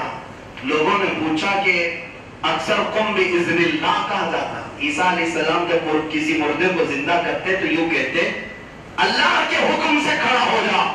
اور غوث پاک کہہ رہے قم بإذنی، میرے حکم سے اٹھ جا. یہ کیا ہے؟ اللہ کے حکم سے اٹھایا جائے تو الگ بات ہے، اپنے حکم سے. تو بزرگوں نے اس کی بڑی نفیس تشریح فرمائی. حدیث رسول میں ہے من کان للہ کان اللہ لہ، جو اللہ کا ہو جاتا اللہ اس کا ہو جاتا ہے. اور حدیث قدسی میں آگے الفاظ یہ ہیں، ایک بندہ اللہ کی یاد میں اپنے آپ کو اتنا فنا کر لیتا ہے کہ پھر مولا فرماتا ہے بولتا ہے تو اس کی زبان میں بن جاتا ہوں. ہاتھ وہ جب پکڑتا ہے تو ہاتھ اس کا ہوتا ہے، کام اللہ کا ہوتا ہے. یہاں تک کہ اس کا ہر کام اللہ فرماتا ہے میں اپنی جانب سے کرتا ہوں. کلمات جب وہ زبان سے کہتا ہے، زبان اس کی ہوتی ہے، کلمات اللہ کا ہوتا ہے.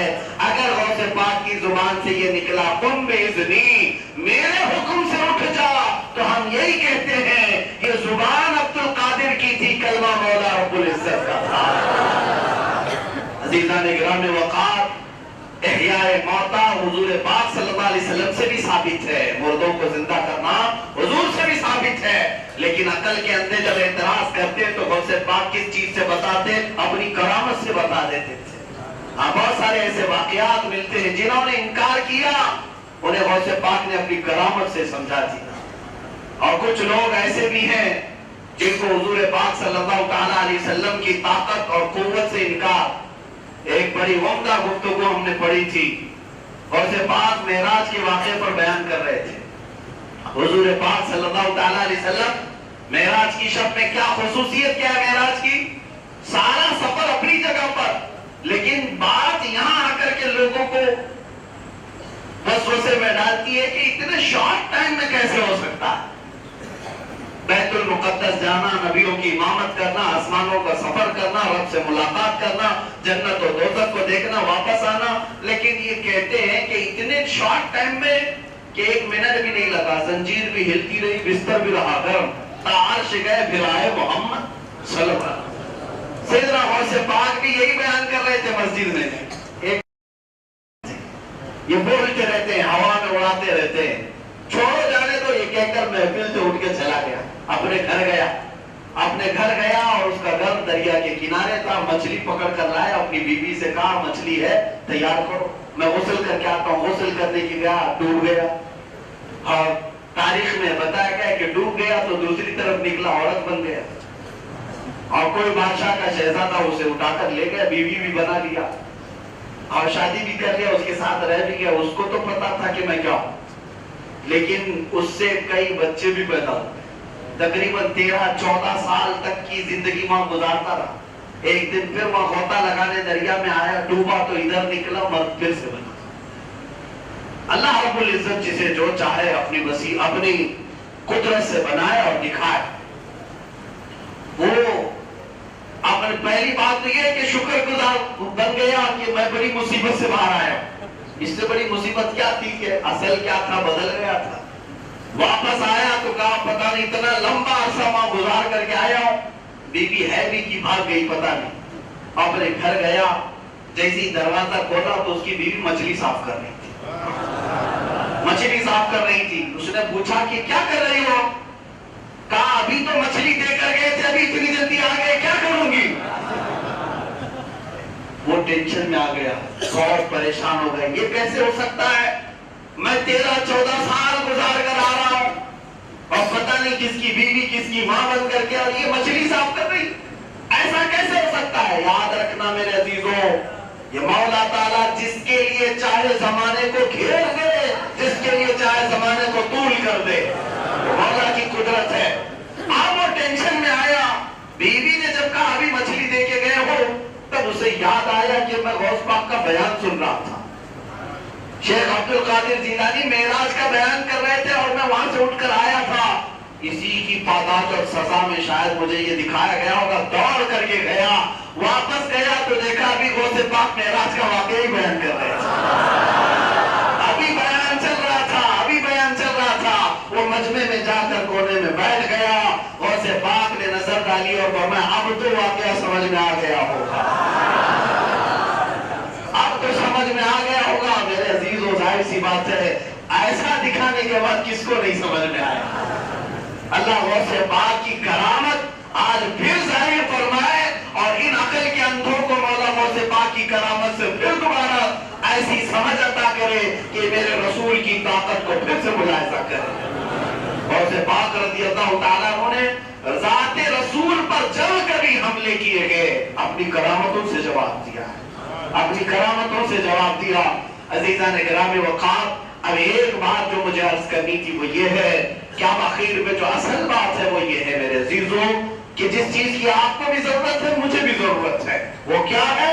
فاضل بریلوی امام عشق و محبت نے فرمایا، غوث پاک کے دربار میں کیسے کہا؟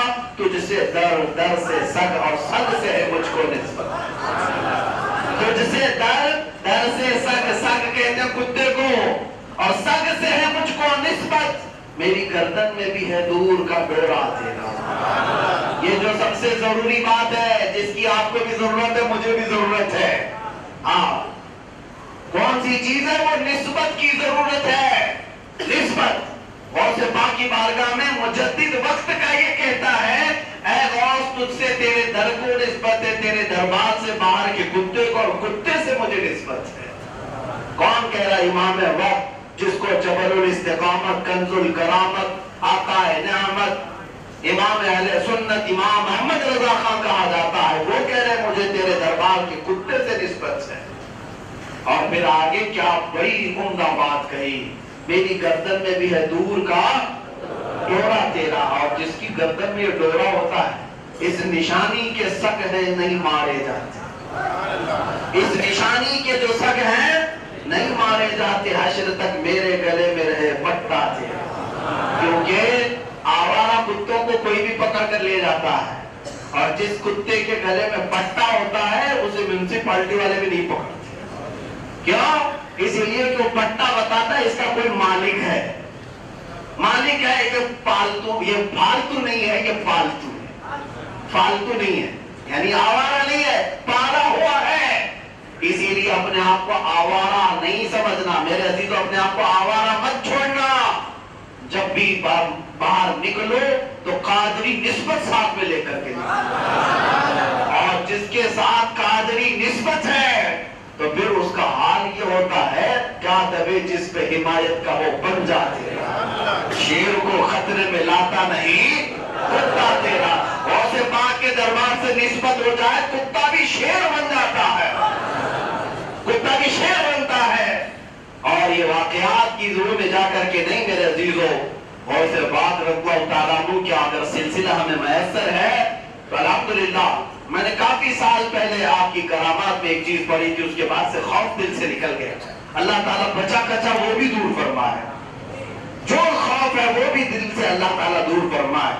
کس چیز کا؟ موت کا ڈر، موت کا خوف۔ اے مسلمانوں، موت ہمارے لیے کوئی عذاب نہیں ہے، یہ مولا سے ملاقات کی رات ہے۔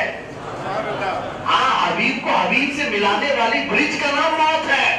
تم ڈرتے کس بات سے ہو؟ ڈر نہ رکھو، خوف نہ رکھو۔ اور سے پاک ایک بار منبر پر بیان کر رہے تھے، کھڑے تھے، چھت پر سے ایک کے بعد آپ کی تہبند شریف سے نیچے پیر سے نکلتے ہوئے وہ سانپ نیچے آیا اور پھن نکال کر آپ کی طرف کھڑا رہا اور کچھ کہتا رہا، اس کے بعد زمین سے چلا گیا۔ غوث پاک مسکراتے رہے، کھڑے ہو کر مسکراتے رہے۔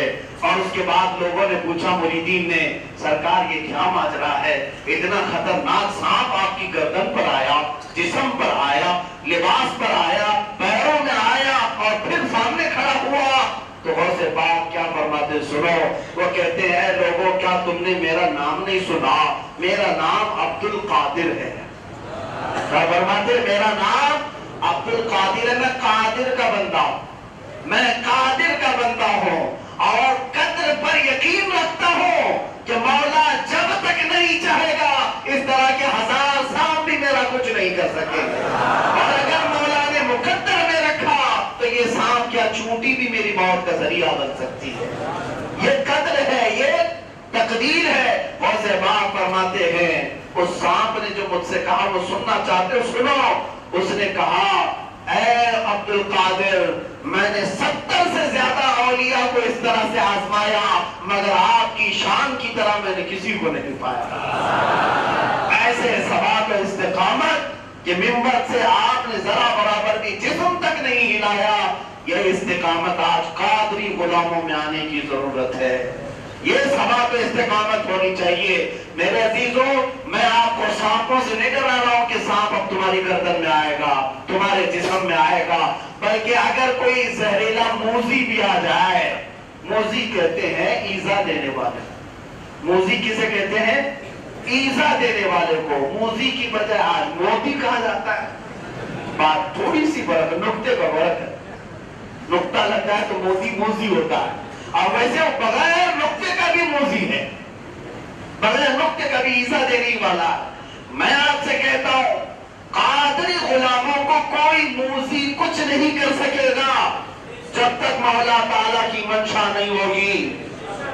یہ بات آج اپنی عقل میں، اپنے دل میں باندھ کر کے لے جاؤ کہ تمہارا کچھ نہیں ہوگا۔ بچپن سے پڑھتے آ رہے ہو غوث پاک کے واقعات اور قصے اور ان کے منقبتیں، اور کیا کیا نہیں کہتے ان کے ہاں مدد کے لیے۔ کیا آپ نہیں پکارتے المدد یا غوث اعظم؟ یا شیخ عبد القادر جیلانی شیئن للہ المدد نہیں کہتے آپ؟ امداد کن از بند غم آزاد کن، در دین و دنیا شاد کن یا غوث اعظم۔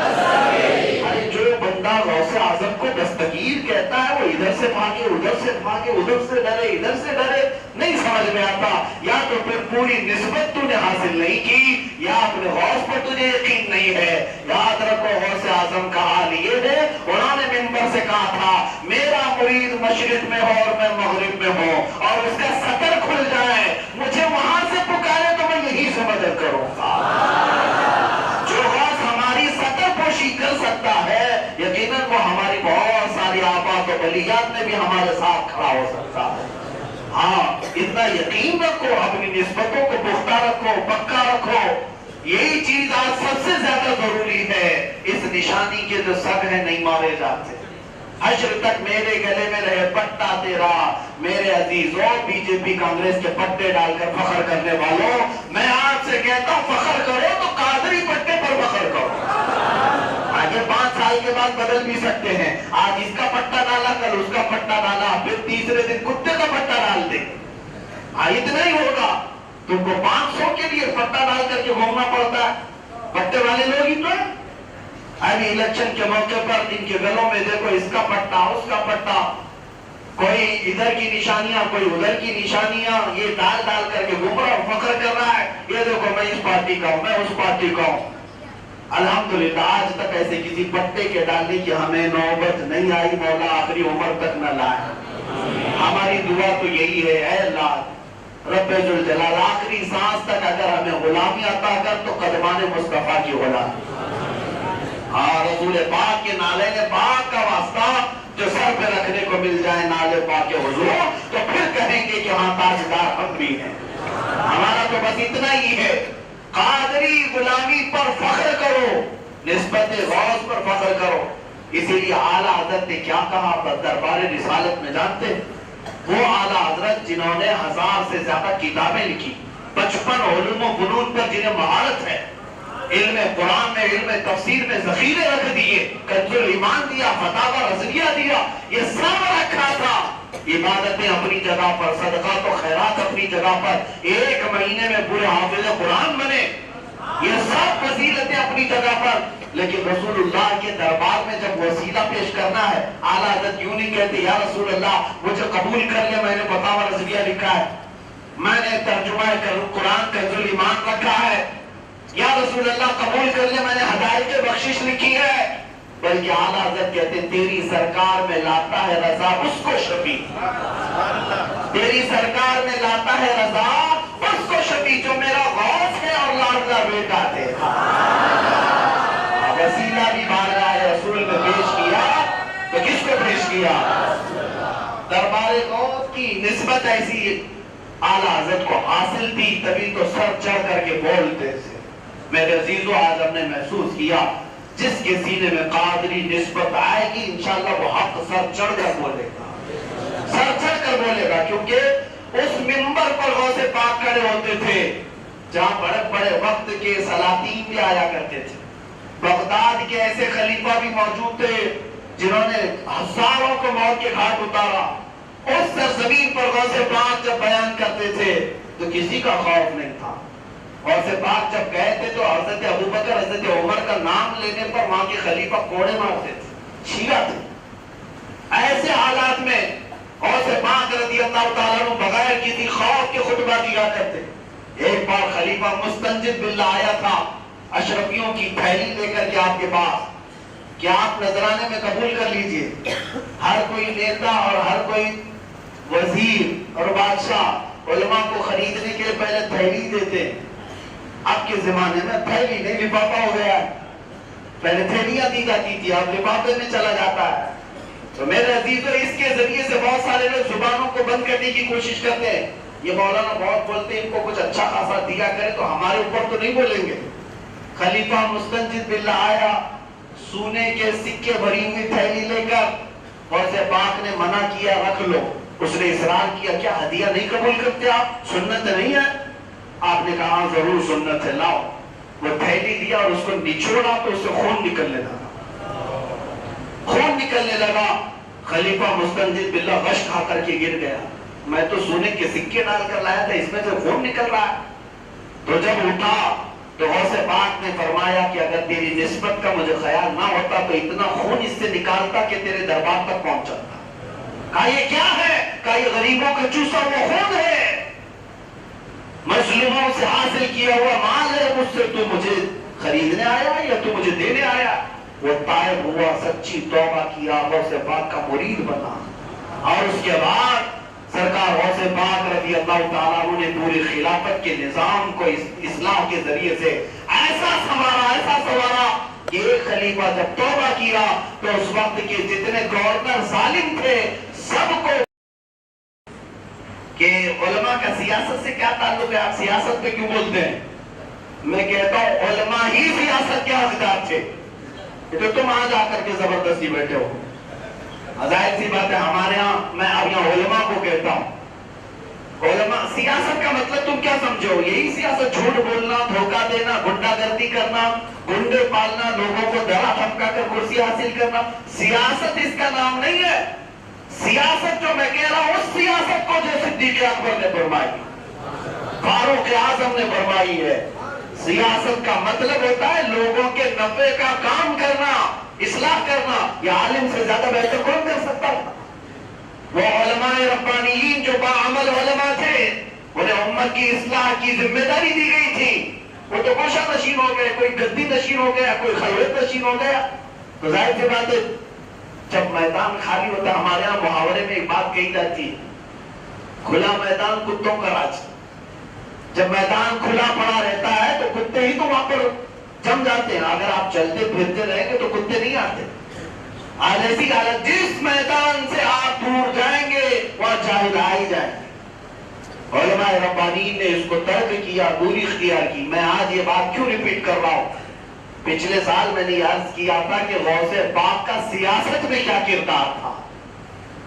آپ صرف کرامات سنے نا ان کی, اور ممبر سے آپ نے خطبات دیے, مدرسہ پڑھائے, اتنا ہی نہیں, غوث پاک رضی اللہ تعالیٰ عنہ نے سیاست کی پوری اصلاح فرمائی.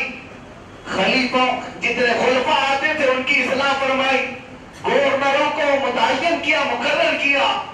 جو مخلوق کو نفع دے سکتے تھے ویسی حکومت بنائی. خود اگرچہ نہیں کیا, خود اگرچہ کسی حکومت کی باغ ڈور نہیں سنبھالی, لیکن جو بھی حکومت پر آتا تھا وہ غوث پاک کی نگرانی میں آتا تھا. آپ اصلاح فرماتے. آج تک حالت یہ تھی, صدام حسین کے زمانے تک ہم وہاں پر گئے ہوئے ہیں, معلوم کیا ہے. وہ اپنے وقت کا اگرچہ لوگ اس کو ڈکٹیٹر کہتے ہوں, زبردست طاقت و قوت کا مالک صدر تھا یا پریزیڈنٹ تھا عراق کا, لیکن ہم نے سنا ہے کہ ہر مہینے وہ غوث پاک کی بارگاہ میں حاضری دیا کرتا. کیوں؟ اس لیے کہ وقت کے سلاطین بھی, وقت کے ابھی اسی سال کی بات ہے, میں نے دیکھا کہ ترکی کا صدر بھی اپنی جانب سے چادر غوث پاک کے پاس پیش کر رہا ہے. یہ سیاست کی اصلاح غوث پاک نے اپنے زمانے سے فرمائی. وقت کا کوئی بھی خلیفہ ہو وہ غوث پاک کی نگرانی میں آیا کرتا تھا. علماء سے اتنا ہی تو کہہ رہا ہوں, اگر تم متمنی نہیں ہے تو کم از کم عوام کی اصلاح کرو اور ان کرسیوں تک وہ پہنچے جو امت مصطفیٰ کا صحیح نگہبان ہو. حضور پاک کی امت کو لے جا کر کے کسی کا بیچنے والا نہ ہو. ہم نے ایسے بہتوں کو ووٹ بھی دیا, نوٹ بھی دیا, اور پھر آج کیا کر رہے ہیں سب کو پتا ہے. یہ جن لوگوں کے پیچھے جے وجے کہتے ہوئے پکارتے ہوئے چلتے رہے ہیں, مسلمانوں کب تک زندگی گزارو گے؟ کب تک ایسی غلامی کی زندگی؟ اپنے حقوق سمجھو. آج یہی ایک مظلوم قوم مجھے نظر آتی ہے جن کا کوئی ریپریزنٹیٹیو نہیں رہ گیا سوائے چند لوگوں کے. ایک آدھ لوگ پارلیمنٹ میں بات کرتے ہیں امت کے لیے, امت کی بھلائی کے لیے, باقی سب وہاں اور بھی بہت سارے اسلام کا لباس پہنے ہوئے, ان کے منہ میں کیا چیز لگی ہوئی ہے؟ کسی نے تالا لگایا, چابی لگائی ہے, روٹی رکھی ہے, گھی رکھا ہے, کیا رکھا ہے؟ یہ بات آج درد سے اس لیے کہتا ہوں کہ آج ہمارے ملک میں ایسے حالات پیش آ گئے کہ سنگی اور آتنکی میرے نبی پاک کی شان میں بھونکنے لگ گئے کھلے عام. اور 27 MP بیٹھے ہوئے ہیں ممبر پارلیمنٹ میں. کیا کرنے بیٹھے ہو آپ؟ کرسی چاٹنے کے لیے بیٹھے ہو؟ پورے ہندوستان بھر میں کتنے MLAs ہیں, بدان مسلمان صحیح, تمہارا کسی بھی فرقے سے تعلق کیوں نہ ہو, لیکن اے لوگوں مجھے بتاؤ, جو کرسی تمہیں ملی ہے اس کرسی پر بیٹھ کر دل پر ہاتھ رکھ کر کے بتانا کلمہ کس نبی کا پڑھا ہے.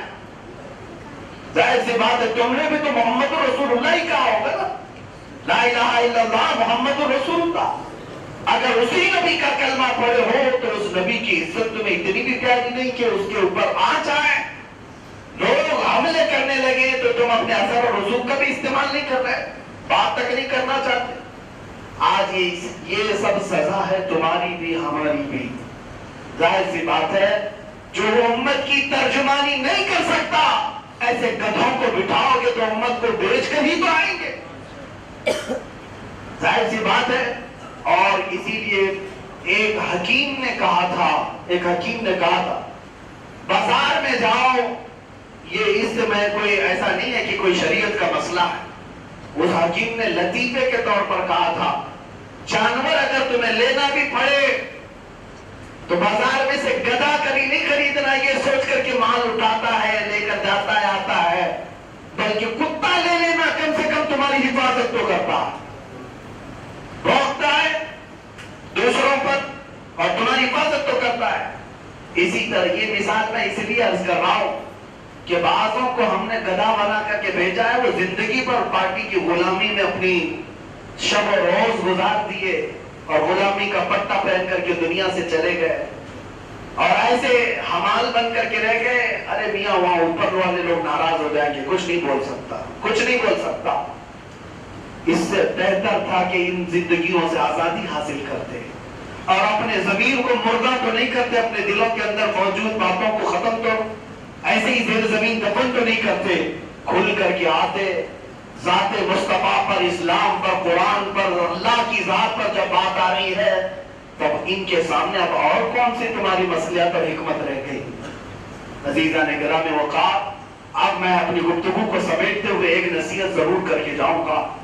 بعض لوگ ہمیں یہ صبر کی تلقین کرتے ہیں، مولانا صبر بھی تو سکھاؤ، صبر سکھاؤ لوگوں کو کہ جو کچھ بھی ہو رہا ہے تھوڑے دن صبر کریں، سب ٹھیک ہو جائے گا تب ہم بھی کچھ کریں گے۔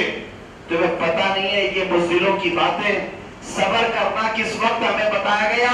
ہاں روٹی نہ ملے میں کہوں گا بیٹا صبر کر لے، پانی نہیں ہے صبر کر لے، سبزیاں نہیں مل رہی ہیں صبر کر لو، گھر بار نہیں ہے صبر کر لو، کپڑے زیادہ نہیں صبر کر لو، ہر چیز پر میں تمہیں صبر کی تلقین کروں گا، لیکن مصطفیٰ کریم کی عزت پر حملہ ہو پھر ہم نہیں کہیں گے صبر کرے، بلکہ پھر ہم یہ کہیں گے کرو تیرے نام پہ جان فدا، یا رسول اللہ کو ایک جان کیا ہے، اگر ہو کرو تیرے نام پر سب کو وعدہ کرو۔ یہ صبر کی بات نہیں ہوتی، سیاست کی بات آئی ہے تو میں اس طرح جذبات میں آپ کے سامنے یہ بات عرض کیا کہ سلطان الاولیاء غوث الاعظم دستگیر نے سیاست جو دین ایوبی کے نام پر، دوسری طاقت ابھر کر کے نکلی ارطغرل غازی کے نام پر، یہ غوث پاک کی کرامات میں بتا رہا ہوں، یہ غوث پاک کی سیاست اور ان کی اصلاح کا نتیجہ ہے۔ یہ خلافت عثمانیہ جس سے قائم ہے، خلافت عثمانیہ کے جو موجود اعلیٰ موری سے اعلیٰ رہے، یہ سب کے سب تربیت یافتہ رہے شیخ اعظم محی الدین ابن عربی کے۔ ابن عربی کون ہے؟ یہ غوث پاک کے روحانی بیٹے ہیں۔ ان کی تربیت سے ایک خلافت عثمانیہ کی شکل آئی پوری دنیا میں، جس نے 650 سال خلافت قائم کی، سلطنت قائم کی، اور دوسری طاقت ابھر کر آئی تھی صلاح الدین ایوبی کے نام پر، اور تیسری طاقت آئی تھی، یہ بھی غوث پاک کی سیاسی اصلاحات کا ہی نتیجہ تھا، شہاب الدین غوری کے نام پر، جو سرکار غریب نواز کے ذریعے سے غوث پاک رضی اللہ تعالیٰ عنہ کا، یہاں پر بھی میں تفصیل میں نہیں جا رہا ہوں، آپ کو یہ بات بتا رہا ہوں، ان کی سیاسی اصلاحات کے نتیجے پر 3 بڑی طاقتیں اس دنیا پر آئی ہیں، ان کا تینوں کا کنیکشن غوث پاک کے دربار سے ہے، تینوں کا کنیکشن، اور تینوں اپنے وقت کے ایسے شیر تھے جن کے بارے میں یہ کہنا بالکل مجھے سچ لگتا ہے، چاہے وہ صلاح الدین ایوبی ہو، چاہے وہ سلطان عثمان غازی ہو، چاہے وہ شہاب الدین غوری ہو، ان تینوں کا حال یہ تھا، ان پر یہ بات کہنا مجھے بالکل برابر لگتا ہے، کیا دبے جس پہ حمایت کا ہو بنجا تیرا، شیر کو خطرے میں لاتا نہیں کتا تیرا۔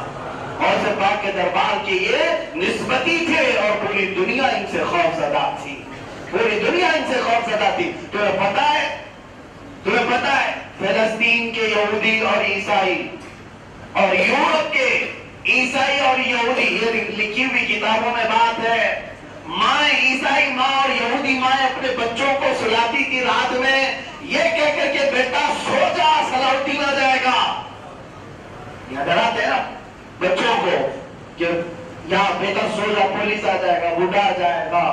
اس وقت یہودی اور عیسائی مائیں بچوں کو یہ ڈرا کر سلاتی تھی بیٹا سو جا صلاح الدین آئے گا۔ یہ خوف صلاح الدین کا کس لیے تھا؟ اس لیے کہ وہ دربار غوث سے منسوب تھا، دربار غوث سے منسوب تھا، وہاں کا تربیت یافتہ تھا۔ عزیزان گرامی وقار، علماء سے میں آج اس منبر سے میسج ضرور دینا چاہوں گا، آج اللہ تعالیٰ نے آپ کو علم دیا ہے، عزت اور وقار عطا کی ہے، نیابت مصطفیٰ عطا کی ہے، تو اس کا صحیح معنوں میں استعمال کریں۔ یہ نہیں کہ کسی نیتا کے پاس جا کر 5000 روپے لے کر کے آ جائیں، کہیں کہ ہم اپنی قوم کو آپ کے حوالے کر دیں گے، نہیں، آپ ایسی بے نیازی دکھاؤ کہ وہ تمہاری قوم کا لیڈر ہوگا جو امت مصطفیٰ کی صحیح معنوں میں ترجمانی کرے گا، حضور کی امت پر آئی ہوئی تکالیف کا ڈٹ کر مقابلہ کرے گا، وہ تمہارا لیڈر ہے، وہ تمہارا ہیرو ہے۔ یہاں خواہ مخواہ چوروں کو چوہوں کو لیڈر بنا کر کے ان کے پیچھے ایسے نعرے لگاتے ہیں کہ یہ کنگ ہے، یہ سلطان ہے، یہ فلانا ہے، یہ ٹھکانا ہے. دیکھو تو یہ کسی کی ساری میں بیٹھا ہے، کسی کی دھوتی میں بیٹھا ہوا. کون سا شعر ہے یہ؟ میرے عزیزوں، یہاں اصلاح کی ضرورت آ گئی، اس لیے میں یہ سخت جملے استعمال کر رہا ہوں. اٹھو اگر نہ حشر نہ ہوگا پھر کبھی. اقبال نے کہا تھا نہ سنبھلو گے تو مٹ جاؤ گے ہندی مسلمانوں، تمہاری داستان تک نہ رہے گی داستانوں میں. یہ سیاسی اصلاحات تھی غوث پاک رضی اللہ تعالیٰ عنہ کی. وہ بات میں آپ کی بتا کر کے اب اپنی گفتگو کو سمیٹتا ہوں. غوث پاک رضی اللہ تعالیٰ عنہ جب منبر پر کھڑے ہو کر کے خطاب کرتے تھے، فرمایا کہ کوئی مجمع ایسا نہیں ہوتا کہ جس میں لوگ بے ہوش نہیں ہوتے اور اس میں سے جنازے نہیں اٹھتے تھے.